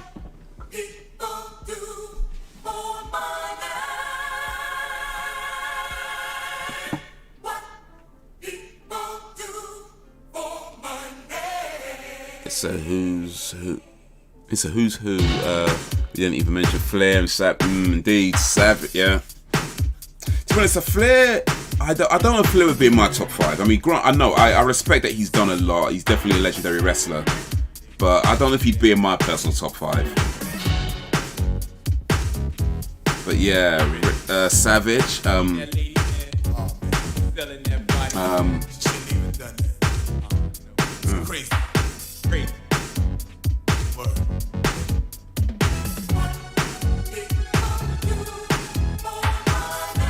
Yeah. Ravishing Rick Rude. Man. And even some of the more recent wrestlers, you know what I mean? Like Roman Reigns is doing big things. You know, the Usos.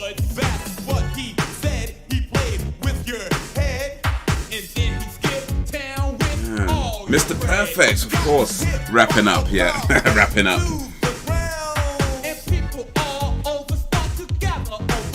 Yeah, this is very classic hip-hop, isn't it? 80s hip-hop. This is like Sugar Hill Gang style hip-hop.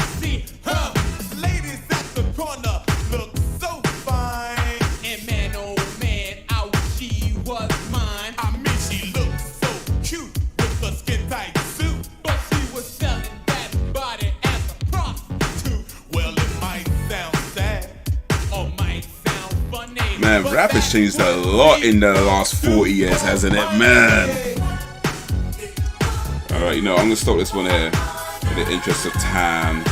But yeah, man, I'll have to check that one out in its entirety another time. That is some old school hip hop, for real, for real. You know what? So this is Michael Jackson Ghost. I'm sure I've heard this. I just can't think what it sounds like right now. But let me get a few notes if it rings any bells.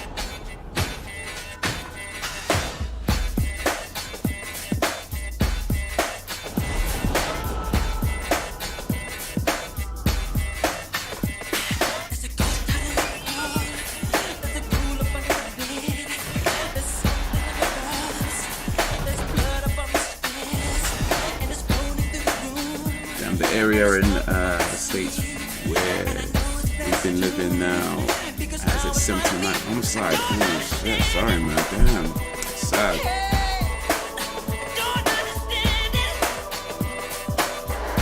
Kurt Hennig, Mr. Perfect. Roman is the only thing good on SmackDown. Show sucks without him. He's a superstar. With a garnet jacket and living. Oh, in the Divine Sounds video.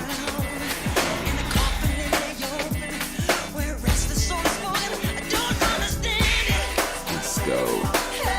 You know what? Is this on the History album? It says History on the hashtags. I'm sure I've heard this. I must have heard this before, but I'm not. It's not.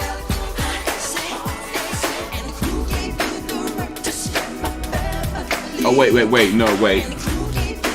Yeah, okay, no, yeah, it's hitting now. It's hitting now. The chorus. Yeah, that's hitting. That's hitting.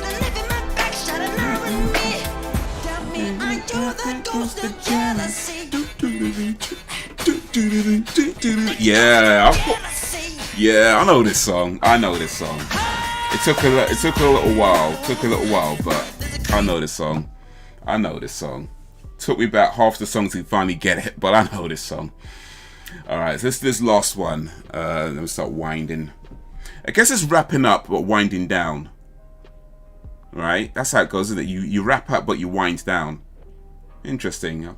I wonder who came up with these terms. You wrap up but you wind down.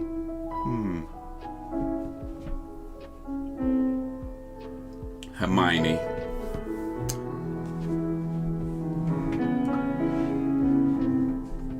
Or Hermine, rather. Is it Hermine? Or Hermione? Because that could be Hermine. Was it Hermione? I don't know. Depends on where house. One of my favorite matches, Triple H vs. Cactus Jack, Royal Rumble 2000. They have some classics, man. What's this one from MJ2? Yeah. MJ, too many classics, man.